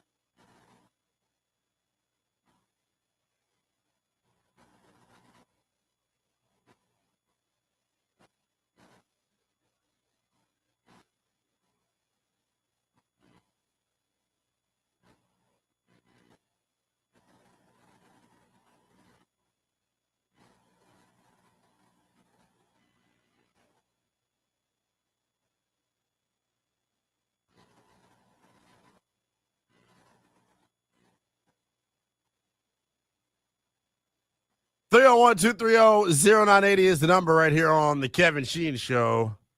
We will take you up to 1 o'clock before we hand things over to Chris Russell. Took plenty of calls on Terry McLaurin and whether or not he's an elite wide receiver or not. Man, I didn't realize. I think Terry McLaurin. I'll be honest. I think Terry McLaurin and Brian Robinson probably two of the most polarizing commanders this offseason in terms of what moves the needle, so to speak, in terms of what piques people's interest. What do people want to talk about? We went from Terry McLaurin. Well, now talk about the latter, Brian Robinson. Jeremy Fowler of ESPN has linked former Browns running back Nick Chubb to the Washington Commanders. And I am not sure why everyone, I guess, wants to add another running back to this Commanders running back room. It doesn't make a whole lot of sense to me, and here's why. First and foremost, your running back room last year played their ass off. The combination of Brian Robinson, Austin Eckler, Jeremy McNichols, to me, that running back room that Washington has is fine. It's good enough. You have to think about why the run game last year for Washington kind of tailed off down the stretch. The traditional running game, why it tailed off down the stretch. This offensive line, and I think this is the bigger conversation that we're kind of fearful of having. This offensive line, that interior three in particular, Nick Allegretti, Tyler Biadasz, and Sam Cosmi, got their ass kicked down the stretch. Honestly. And it's frustrating because I know they're good players. Cosmi was playing hurt. But I think whenever we talk about the run game and the traditional running game falling off, everyone points at Brian Robinson, and we talk about lack of vision and lack of burst, lack of explosive playmaking ability. That, to me, is not the issue with the Commanders' run game. It was not the issue with the Commanders' run game down the stretch. Can Brian Robinson be better in terms of being more decisive and showing more patience? I think it's what he really needs to do in terms of hitting a hole. Yes, 110% he could be more patient. But it's hard when you're getting met behind the line of scrimmage by penetrating defensive linemen. That is an issue for any running back in this league.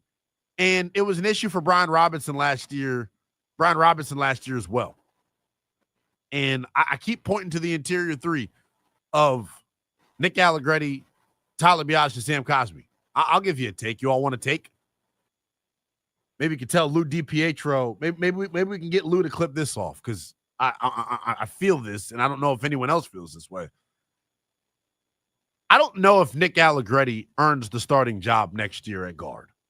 My interior three offensive linemen, the battery of my offensive line, my guard, center guard combo entering week number 1 is probably going to be Nate Herbig, Tyler Biadasz, and Brandon Coleman. That's probably going to be my interior three. I think Nick Allegretti, look at the contract he signed. He is a swing guard in this league. And last year, I think he struggled at times and hurt this offensive line. I think he was pretty good in pass pro at times, but the run blocking he struggled with. They were all wildly inconsistent at points last year. I think Jaden Daniels made that offensive line look a lot better than they actually were. And I can stand concretely in saying that. But my guard, center, guard combo next year in week 1, it's probably going to be Nate Herbig, Tyler Biadasz, and Brandon Coleman. And I would think my tackles are going to be Tunsil and Connolly. If that group can perform better, talking about the interior three, then the run game will be more consistent. And I think, like I said, they played well at times. The issue with that group was consistency. I don't think the running back room and the personnel they have at that position is underwhelming. I think it's a good group. I think the sum of their parts together, they're a good group. They complement each other, in my opinion, perfectly.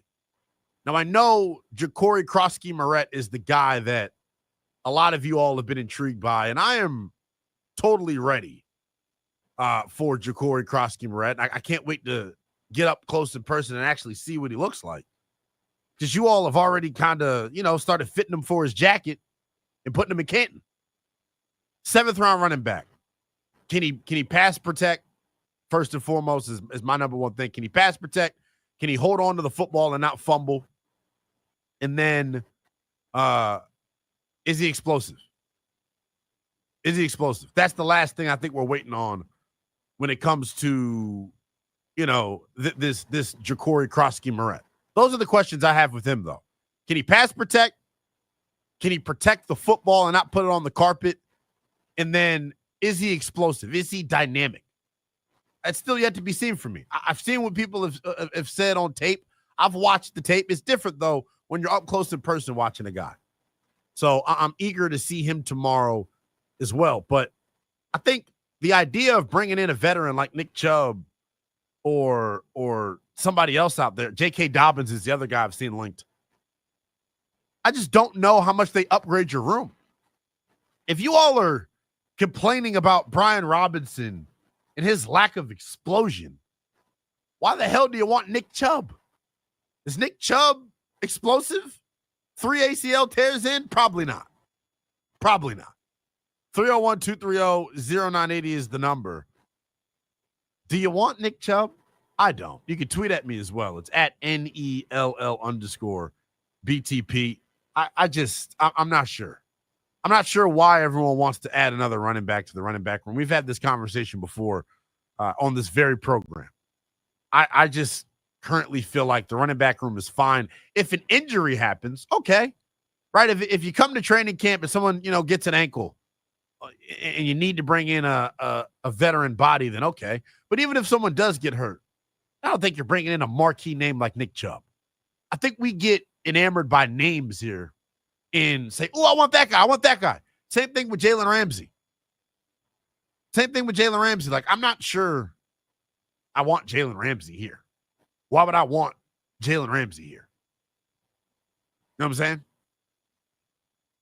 301-230-0980, and here we go. AJ has an affinity for any back not named Brian Robinson. Nick Chubb, you could say he has better vision. Okay. The job of a running back behind this offensive line last year, I think, was extremely difficult because guys are consistently getting pushed into you. They got no push up front on the interior of their offensive line last year. How many times did Brian Robinson have to evade a defender 2 yards behind the line of scrimmage? That's my question mark with this run game. It's not really about the backs. I think the offensive line needs to be better. And it's ironic because, like, some of their best performances of the season came in their most difficult matchups, talking about this Washington Commanders run game. Think about week 2 last year against the New York Giants, going up against Dexter Lawrence in the middle of that defense, and it was almost like he wasn't there, right? Brian Robinson runs for over 100 yards. Think about the way you looked against Devondre Sweat and what's the other, and Jeffrey Simmons out in Tennessee. You ran the ball on them very well. So it was tough, man. Dallas, they struggled to run the ball against because Osei Dikizuwa is a penetrating defensive tackle that gets upfield. They struggled to run the football against New Orleans because they got Brian Bresee, a penetrating defensive tackle that gets upfield. They struggled to run the football against Cleveland because of who they have on the interior of their defensive line. They couldn't run the ball against Cincinnati's backups, the backups of Cincinnati, because there was no B.J. Hill in that game or DJ Reader. The backups stopped this offense from running the football. Tampa Bay, you couldn't run the football against them. That's the Eagles, can't run the football against them. Like, that's my issue with this offense, with this football team. I need the run game to get better. And it's not just about the backs. It's about the offensive line as well. 301-230-0980 is the number. Somehow we have already sprinted to the final hour of this program. When we get back, a couple calls right now online about the running back position. We'll take those. But when we come back, though, Ben Solak, I mentioned, of ESPN, put together his 100 thoughts as we were 100 days out from the start of the regular season. We're now just 93 days out. There are a couple of Commander nuggets in there as well. I'll share those with you on the other side of the break. Don't go anywhere. This is Team 980.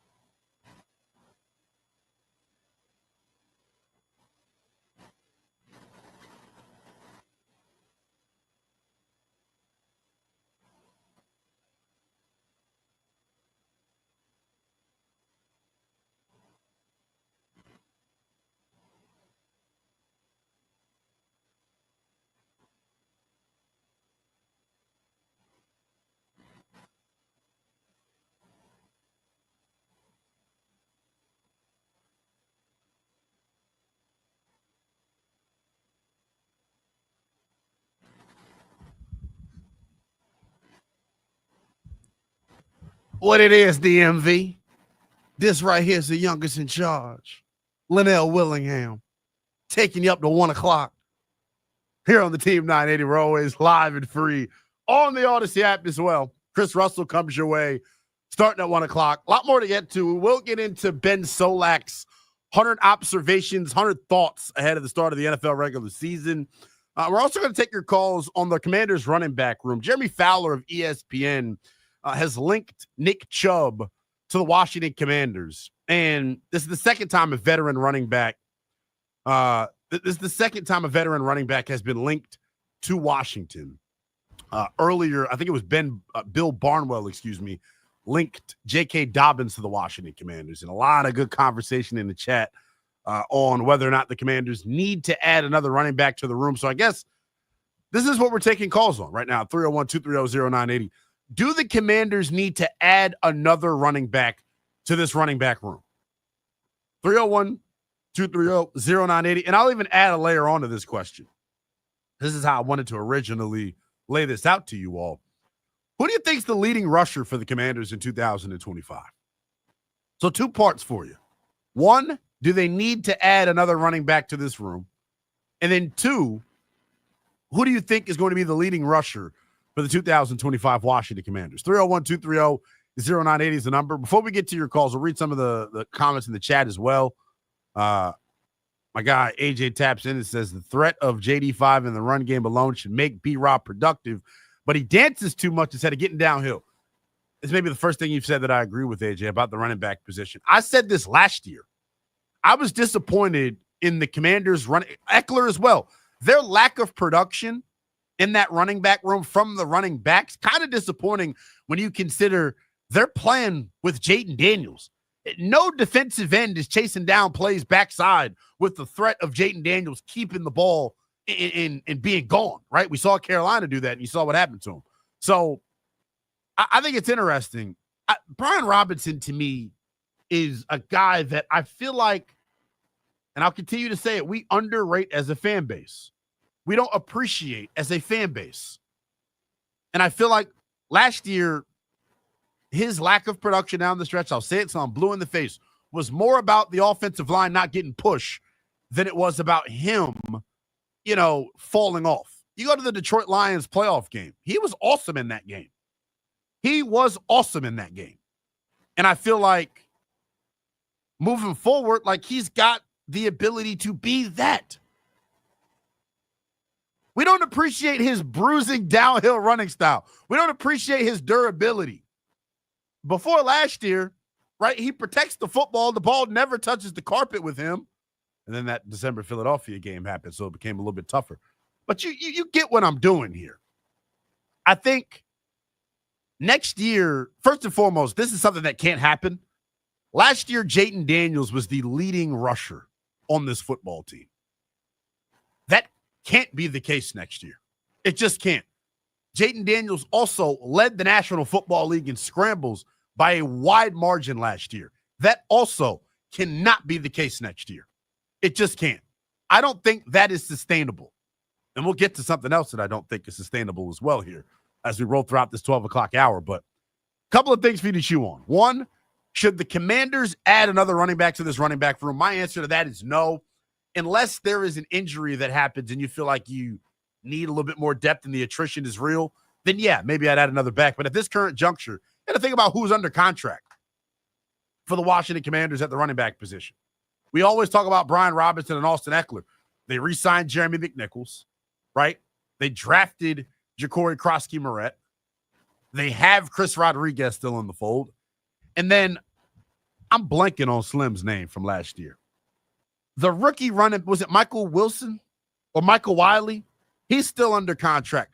Kazmir Allen is still under contract. Like, they have dudes in that room that are going to compete. So, no, I don't think they're bringing in another running back. I would be shocked if they did. 301-230-0980 is the number. Let's get to the calls because we've got a bunch of them on the line. Ed is in Vienna. What's going on, brother? To answer your first question, I think Jaden Daniels will be the leading rusher again. Oh, my Lord. I have zero faith in Brian Robinson. Okay. I've seen you and Denton go back and forth, and I don't even care at this point because I don't even know if he'll make the 53-man roster. Come on. There's no chance he doesn't make the 53. Oh, okay. Again, you've litigated this many times. I just don't see it. I don't think it's about the O-line, this, that, the other. I just don't think he's good enough. But I also don't want them to add Nick Chubb because you're right. He's 29. He hasn't made a Pro Bowl since 2022. There's nothing to say he'll stay healthy and upright and be productive. I think, all these let Adam Cook type fans, the roster in this offseason, given the amount of cap space they've had, the amount of hype and ability in Jaden Daniels in his prime on a rookie deal, has been underwhelming. Look, Tunsil is fantastic, but he's a lineman. And then your first-round pick is another lineman. Deebo Samuel, it isn't 2022 again. It's been a long time since he was a Pro Bowler. So it's been disappointing. I thought this offseason would yield more frontline weapons on offense, i.e. wide receiver, running back. And more importantly, I thought it would yield a lot more defensive playmakers. You can't. So, what I'll say to that is you can't fill every hole in one offseason. This roster is not very talented coming out of last year. It wasn't. So they filled holes that they could. But I get your overall premise. I don't agree with you necessarily, but I get your overall premise, and I appreciate the call, man. 301-230-0980 is the number. Two things for you all to chew on right now. Who will be the leading rusher for the Washington Commanders next year? And should the Commanders bring another running back into this running back room? 301-230-0980. Our guy Rob Bigelow tweets again or types again in the YouTube chat and says, only thing I appreciate about our running back room is that they protect the quarterback. Well, there's one knock on Brian Robinson Jr. Go back to the Atlanta Falcons game where you all damn near had a heart attack like me when Jaden Daniels got bent back the way that he did. I believe B-Rob missed the block and pass pro there. So not trying to dunk on B-Rob. I think he's going to have a big year. But I think to the point of Rob Bigelow, pass protection is huge. It's why I have my doubts and reservations about Ja'Cory Krosky-Moret. If he can't pass protect, I don't care how explosive you are. If you can't pass protect, your ass can't play. Point blank. I think Austin Eckler's really good in pass pro. I think Chris Rodriguez was really good in pass pro. Jeremy McNichols is really good in pass pro. I think it's easy to understand. Those shorter, smaller backs traditionally are better in pass pro because they can out leverage the blitzing linebacker or the defensive end or whoever becomes free. Tay Wilson says, did you not see B-Rob versus Detroit? Think about that. Think about how influential B-Rob was in the Detroit game and his ability to keep this offense ahead of the chains. That's the other thing that I feel like you all sleep on with Brian Robinson last year and his importance to this team. From a yards per carry standpoint, last year was the best season of Brian Robinson's career. From a yards per carry standpoint, from an overall yard standpoint, from a touchdown standpoint, best year of his career. 4.3 yards a pop is pretty damn good, right? And think about this. Washington's offense last year lived in third and manageable. Why? Because they were really, really good on first and second down. Brian Robinson Jr., a big part of that. 301-230-0980 is the number. Let's go out to Jumbo in East Detroit. What's going on, Jumbo? Hey, good morning or good afternoon. I think you could argue either way. You may need a running back, you might not. But I'd like to think that maybe they would tweak the offense a little bit more because not that I know much about offense, but I really don't know, their running scheme. Maybe that could be changed a little bit because he certainly has some numbers in the past, and I think he's very serviceable and capable. And one other thing, off script a little bit, I know you and all the rest of you buddies here don't never like to talk about Dante Fowler leaving because we all know it was a mistake. I hope, it pains me to say this, but I hope he wraps up the defensive MVP Christmas Day against the Commanders. Oh, my Lord, Jumbo. What are you behind enemy lines here? Why would you, first of all, anybody that's crying about Dante Fowler, I continue to say it was the quietest 10.5 sack season you will ever see in your life. I mean, seriously. Wow. You all have said a lot here this afternoon, some of which has been on brand, on base, some of which has been completely out of this world. I want to read a couple of tweets in here as well. I got Athen and Annapolis tweets and says, remember when we were on a 3-game losing streak last year and everyone was having a meltdown because they all said it's because Brian Robinson was hurt? Where's all those peeps at? B-Rob will be the lead back, but C-Rod and Eckler will be contributors. Okay. We'll see. 301-230-0980 is the number. Let's go out to Anthony in D.C. wants to chime in. Anthony, you want to kick the tires on a veteran back, you say? No. Before I get to the running back thing, I need to get on you about something. Oh. So remember back when I asked you about what you were in charge of, and you ran down your resume. Uh-huh. And as an aside, the proper response should have been, it's just a metaphor for a young cat trying to take over the business. Mic drop. But I digress. You said you ran off all those jobs, and then you come on the air today and you crying broke. You can't afford Madison because you broke. No one can afford Madison because it's not good product. Why would I pay money for Madison? So you can watch the Nets. You got 15 jobs. Hey,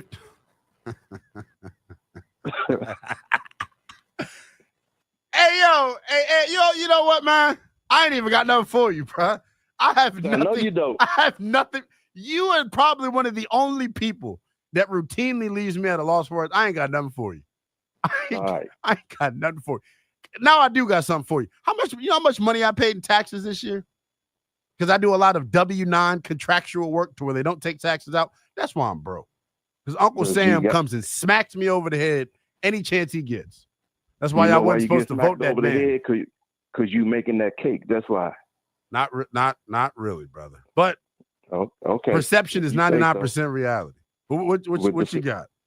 With the 15 jobs, if you say so.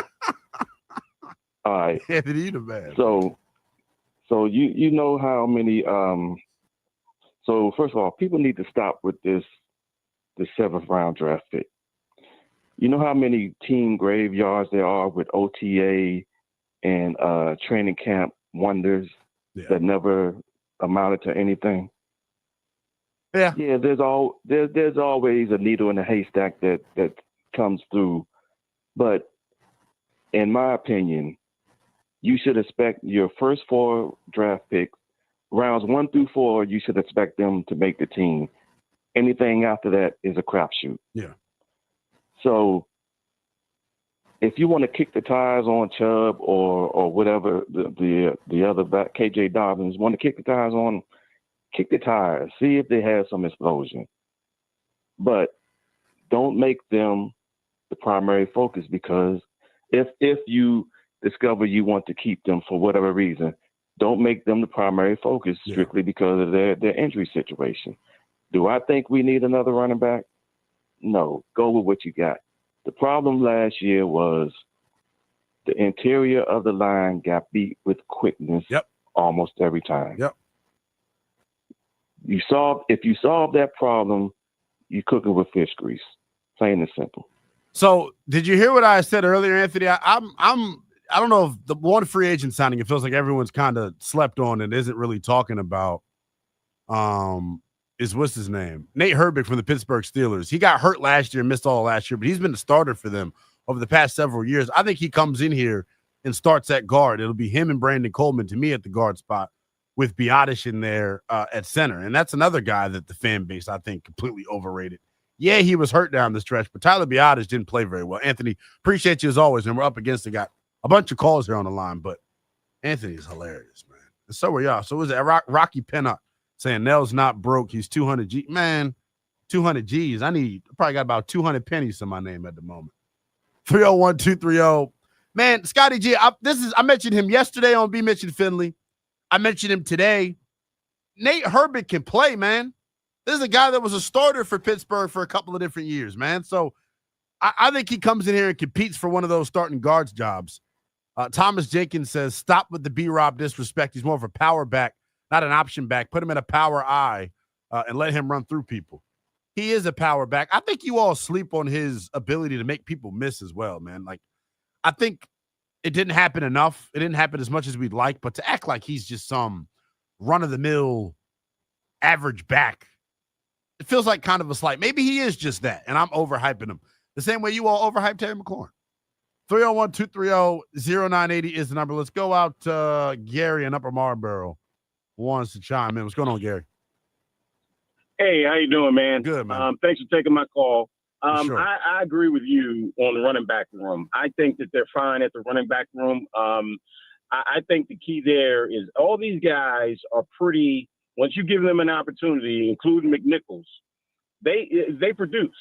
And B-Rob with the Detroit game, he played well, but that was really against a really battered defense. Okay, but I'm taking that game out of it. I think that you don't go out and get a veteran running back because I don't see any veteran running back out there that has the legs, the spring, the power that these guys have right now. Are they upper echelon running backs? Maybe not.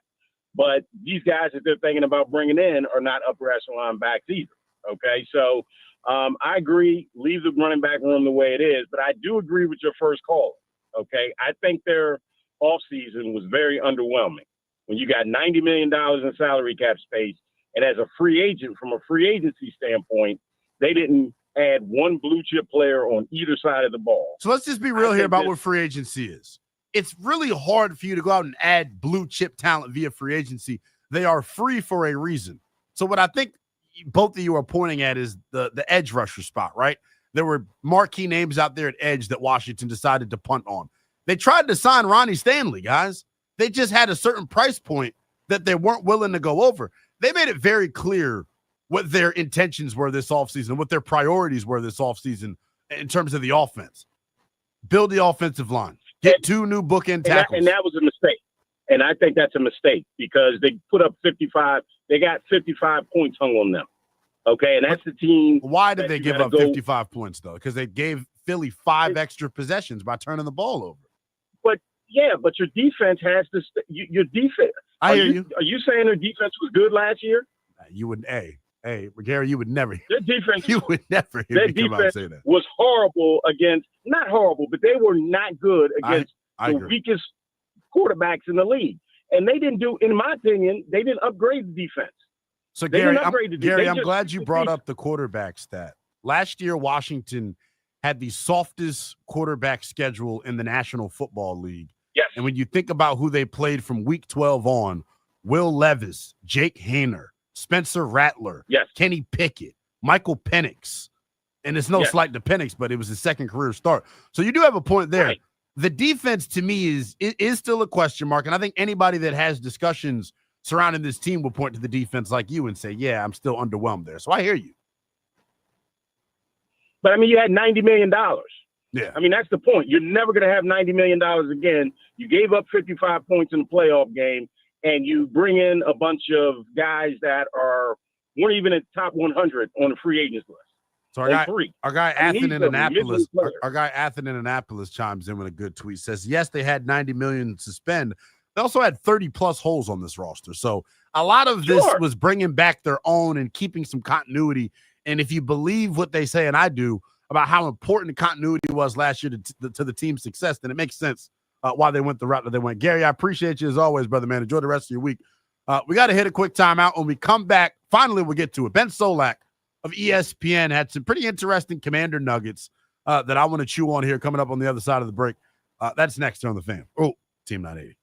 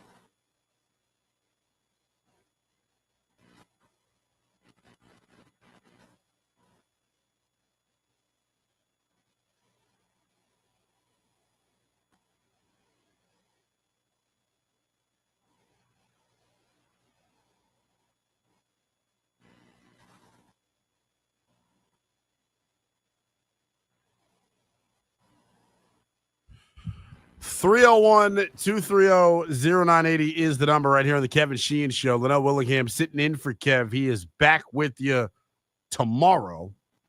So super duper excited for that.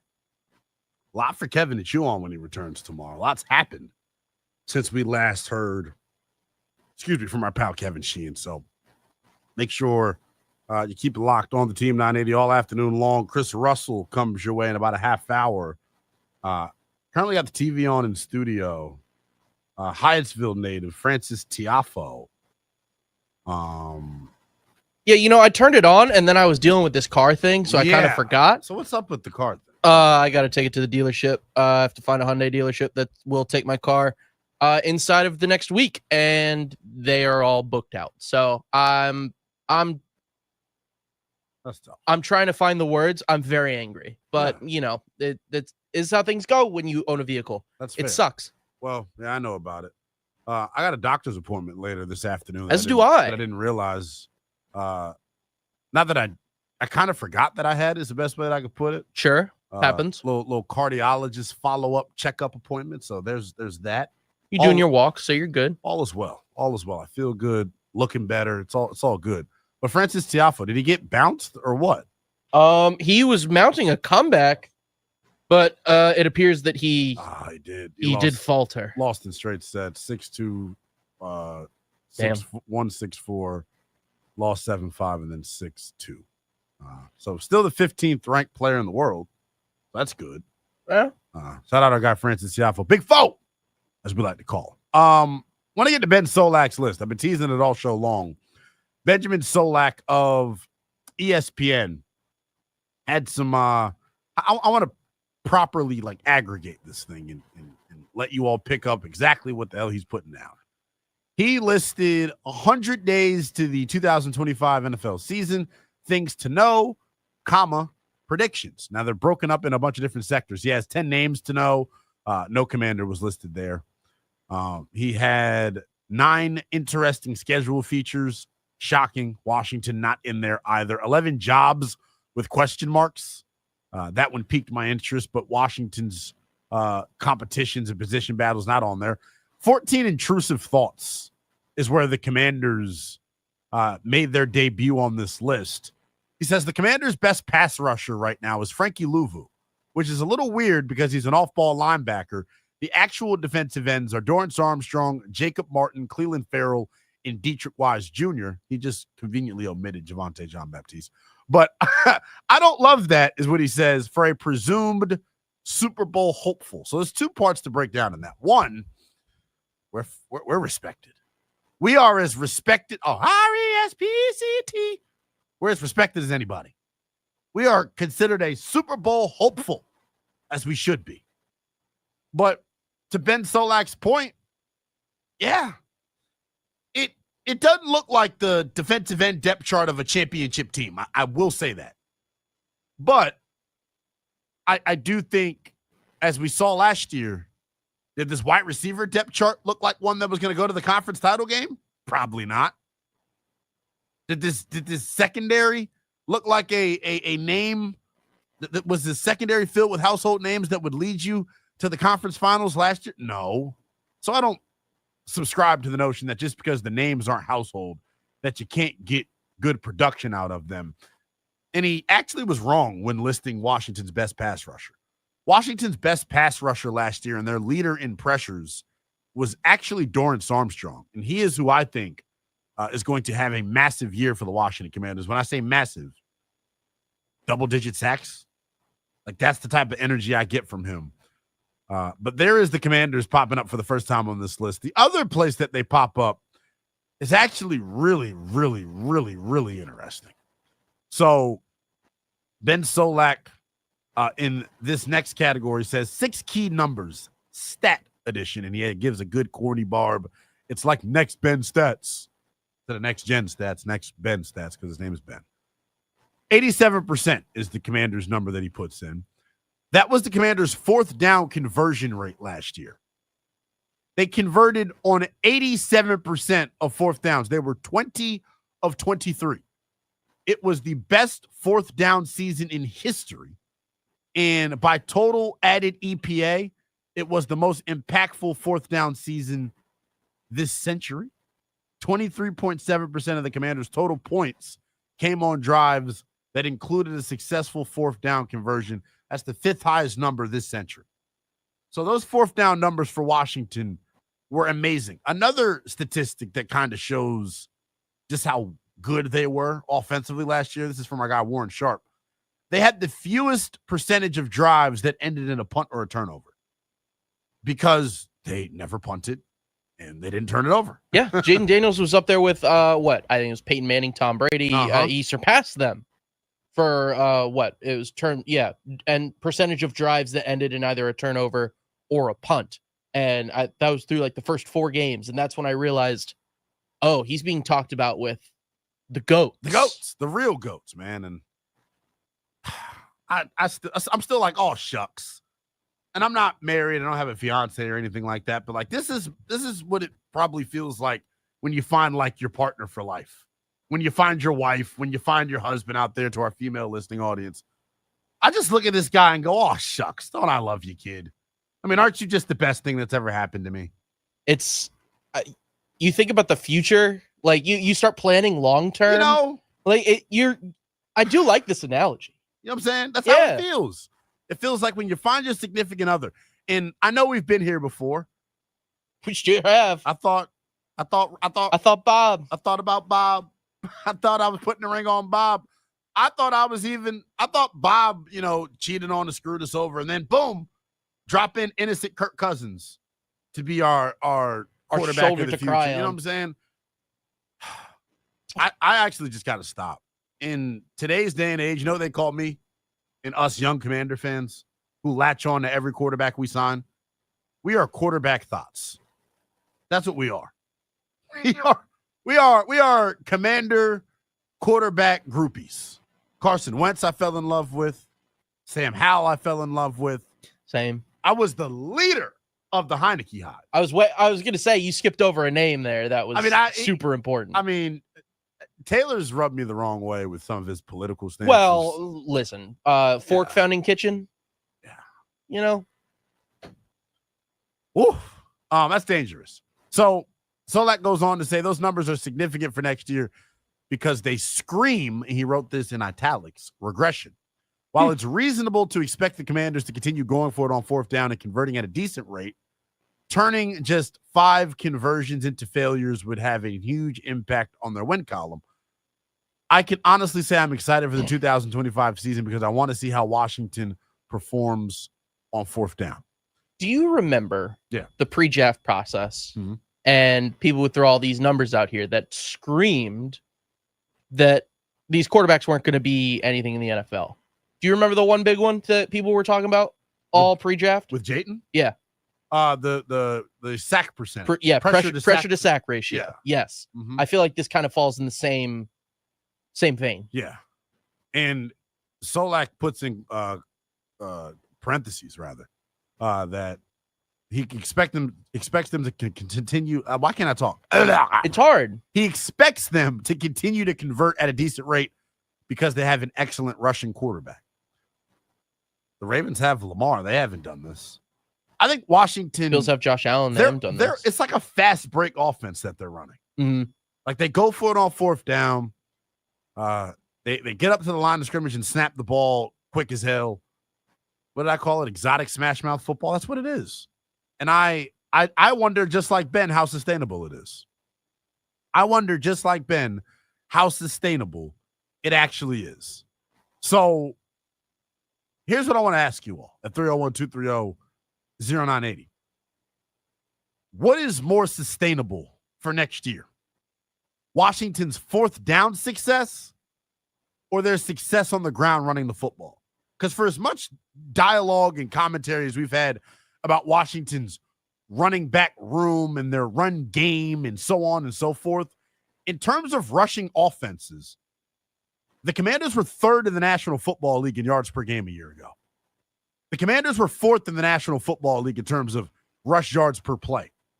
In terms of rush yards of rush plays of 10 or more yards, they were 7th in the National Football League.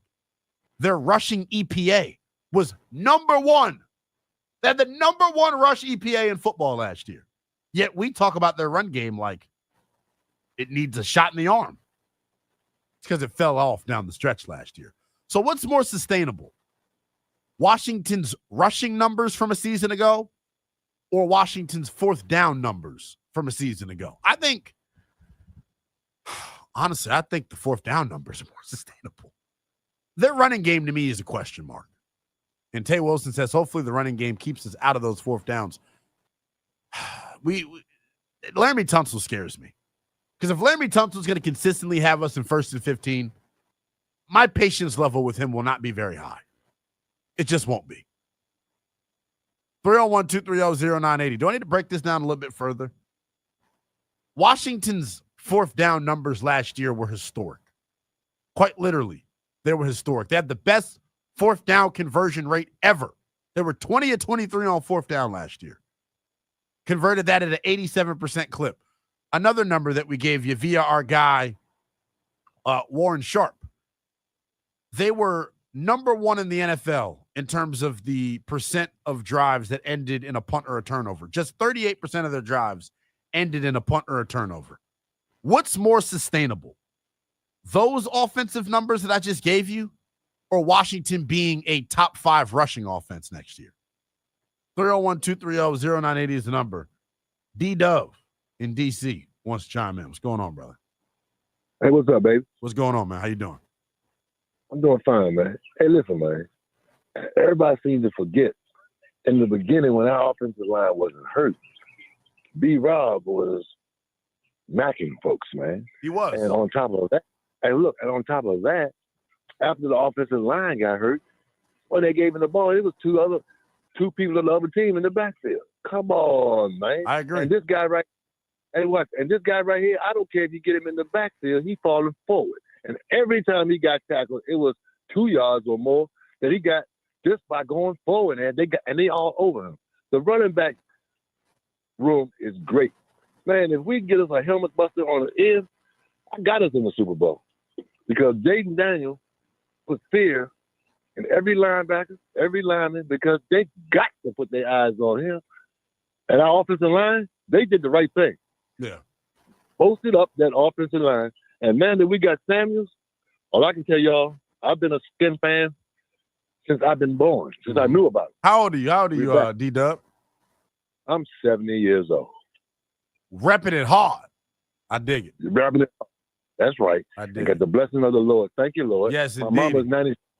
Hey, look, my mama's 96 years old, and I kiss her every morning because that's all blessing, too. Man, God bless you, Lord. Man. That's amazing. Yeah, man. You have a great day, Lynnell. Hey, you have a great day, too, D-Dub. One of my absolute faves, calling and chiming in. That's all right, man.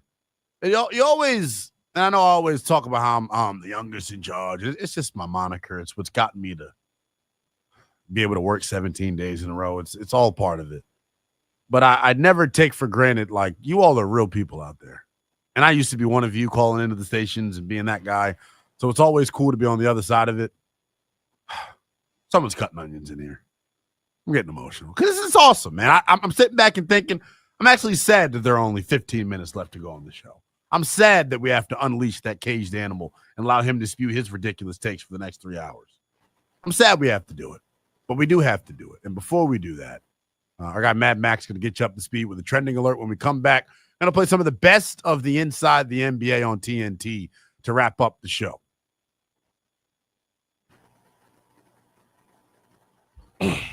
All right, not a lot going around in the world of sports, but the Orlando Magic are going with a nostalgic rebrand. They are returning to their classic pinstripe uniform, and might I say, it looks mighty fine. The Nats, they get back home tonight. They'll take on the Chicago Cubs following a West Coast road trip where they went 5-4. Nats on deck with Charlie and Dave. We'll start at 6:15 on 106.7 The Fan. The Yankees, their closer Luke Weaver is expected to miss 4 to 6 weeks with a hamstring injury. Devin Williams is expected to take the closing role in his absence. The Stanley Cup Final gets underway tomorrow. The Panthers will take on the Edmonton Oilers north of the border. That'll be tomorrow night at 8 on TNT. This update is sponsored by the Team 980 YouTube page. Just open the app, type in the Team 980 and hit subscribe. Kevin Sheehan is live from 10 to 1 and Craig Hoffman from 4 to 7. Don't forget to like the stream and turn on notifications to stay up to date on all things DC sports. And that's what's trending.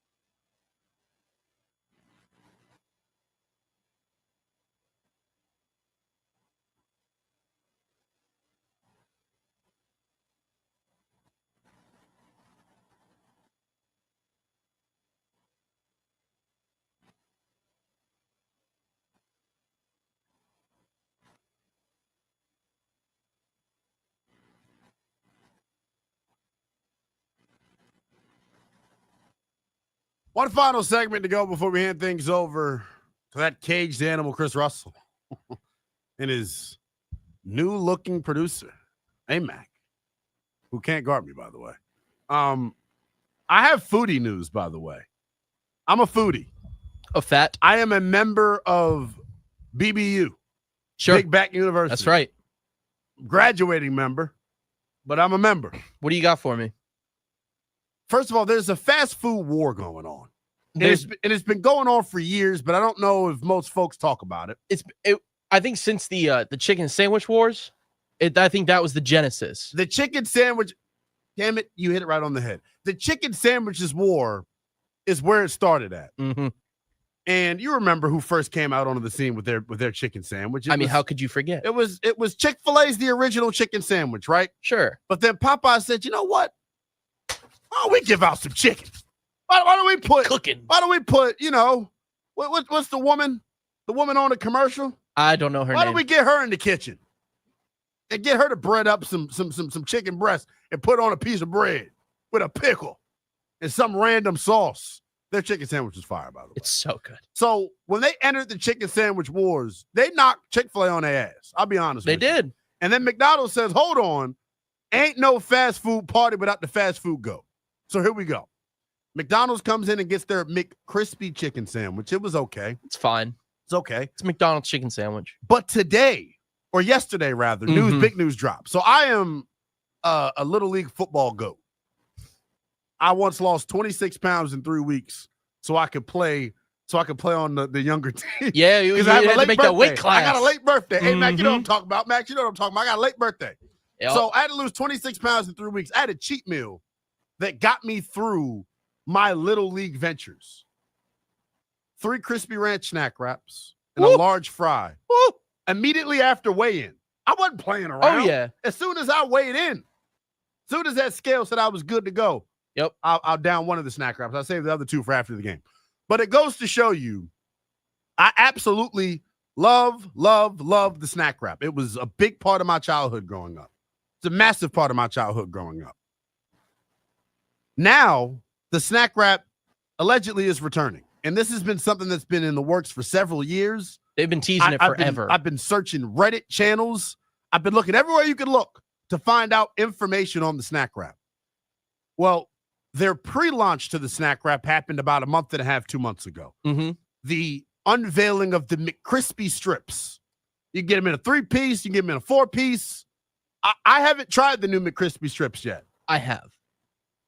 I need a review immediately. You don't want one. You don't want a review. Jeez. Yeah. So allegedly they're putting those McCrispy strips inside of a tortilla with cheese and lettuce, and they're re-rolling that out as the snack wrap. They've been playing this mind game online with, they tweeted out XX25 to let us know that, yeah, it's debuting this year. At some point. And I've been waiting mm-hmm. and waiting and waiting. And then yesterday, Popeyes once again says, McDonald's, who the hell do you think you are? They said, you want to do a chicken sandwich war? We'll do a chicken sandwich war. You want to do a chicken wrap war? Hold my wrap. They dropped 3 new wraps yesterday, Popeyes. Right off the top rope, Right off the top. Ranch. In. Honey mustard. In. Spicy. In. Pickles. In. Lettuce. In. The whole 9. All of it. And what does McDonald's follow up with this morning? Oh, now you got a date for when the snack wrap's going to drop. Oh, now you have a date. They forced their hand, Lynnell. Come on, man. This is what we call fast food wars. So McDonald's going to drop on July the 10th. That's a long time from now. They're going to drop it on July the 10th. You're telling me the McCrispy strips, so T-Bug says in the chat, the McCrispy strips are the worst. That's tough. So the McCrispy strips not good? They're not crispy, Lynnell. They're no chicken select. No. Because, see, that's what made us fall in love as consumers. They are not a chicken select. And I'm not a McDonald's guy. If I ate McDonald's, I'd have a rough time going home. Mm-hmm. If I ate McDonald's on my way home, by the time I got home, I'd be soiled. Yeah. Boys in the booth like that. I'm just being real. Because your boy is, look, I told you I was honorary member of Big Back University. My back is shrinking by the day. So I haven't eaten fast food, honestly, in a little while. Closest thing I've had to fast food, I did a Chipotle bit couple of weeks ago. Listen, it's delicious. It's delicious. I don't even get rice in my Chipotle bowls no more. I'm not playing around with you people. Wow, you're cutting the carbs out like crazy. After years of listening to Rick Doc Walker call me La Whale. Yeah. You think I want to be? So I did something about it, and I'm continuing to do something about it. But McDonald's, Scotty G says the mud butt bowl. That's tough. That sucks. That's tough. But no, look, I'm excited for it. We get paid on Friday, full disclosure. And I tell y'all how we do. I tell y'all how broke I am all the time. And now the people are laughing in the chat because like, oh, Doc in the Lowell comments. Before I got my second vehicle, I was Ubering a lot here. You know how many times I got into an Uber and my driver was listening to the Team 980 or 106.7 The Fan, and they go, wait, you're Lynnell? I thought you were 700 pounds. It's tough. That's tough. I saw a listener or met a listener yesterday somewhere that I'm not going to divulge because he probably didn't want people knowing he was there. I don't want people knowing I was there. We're cutting the grass. Yeah, cutting the grass. You know who cuts the cheese? Everybody in this room and in the booth that I'm looking at? Yes. I mean, all of us. Just a bunch of funky bastards. But is there one guy in here specifically who cuts the cheese? Well, he cuts the cheese and has his cheese cage cleaned. Chris Russell comes your way next, people.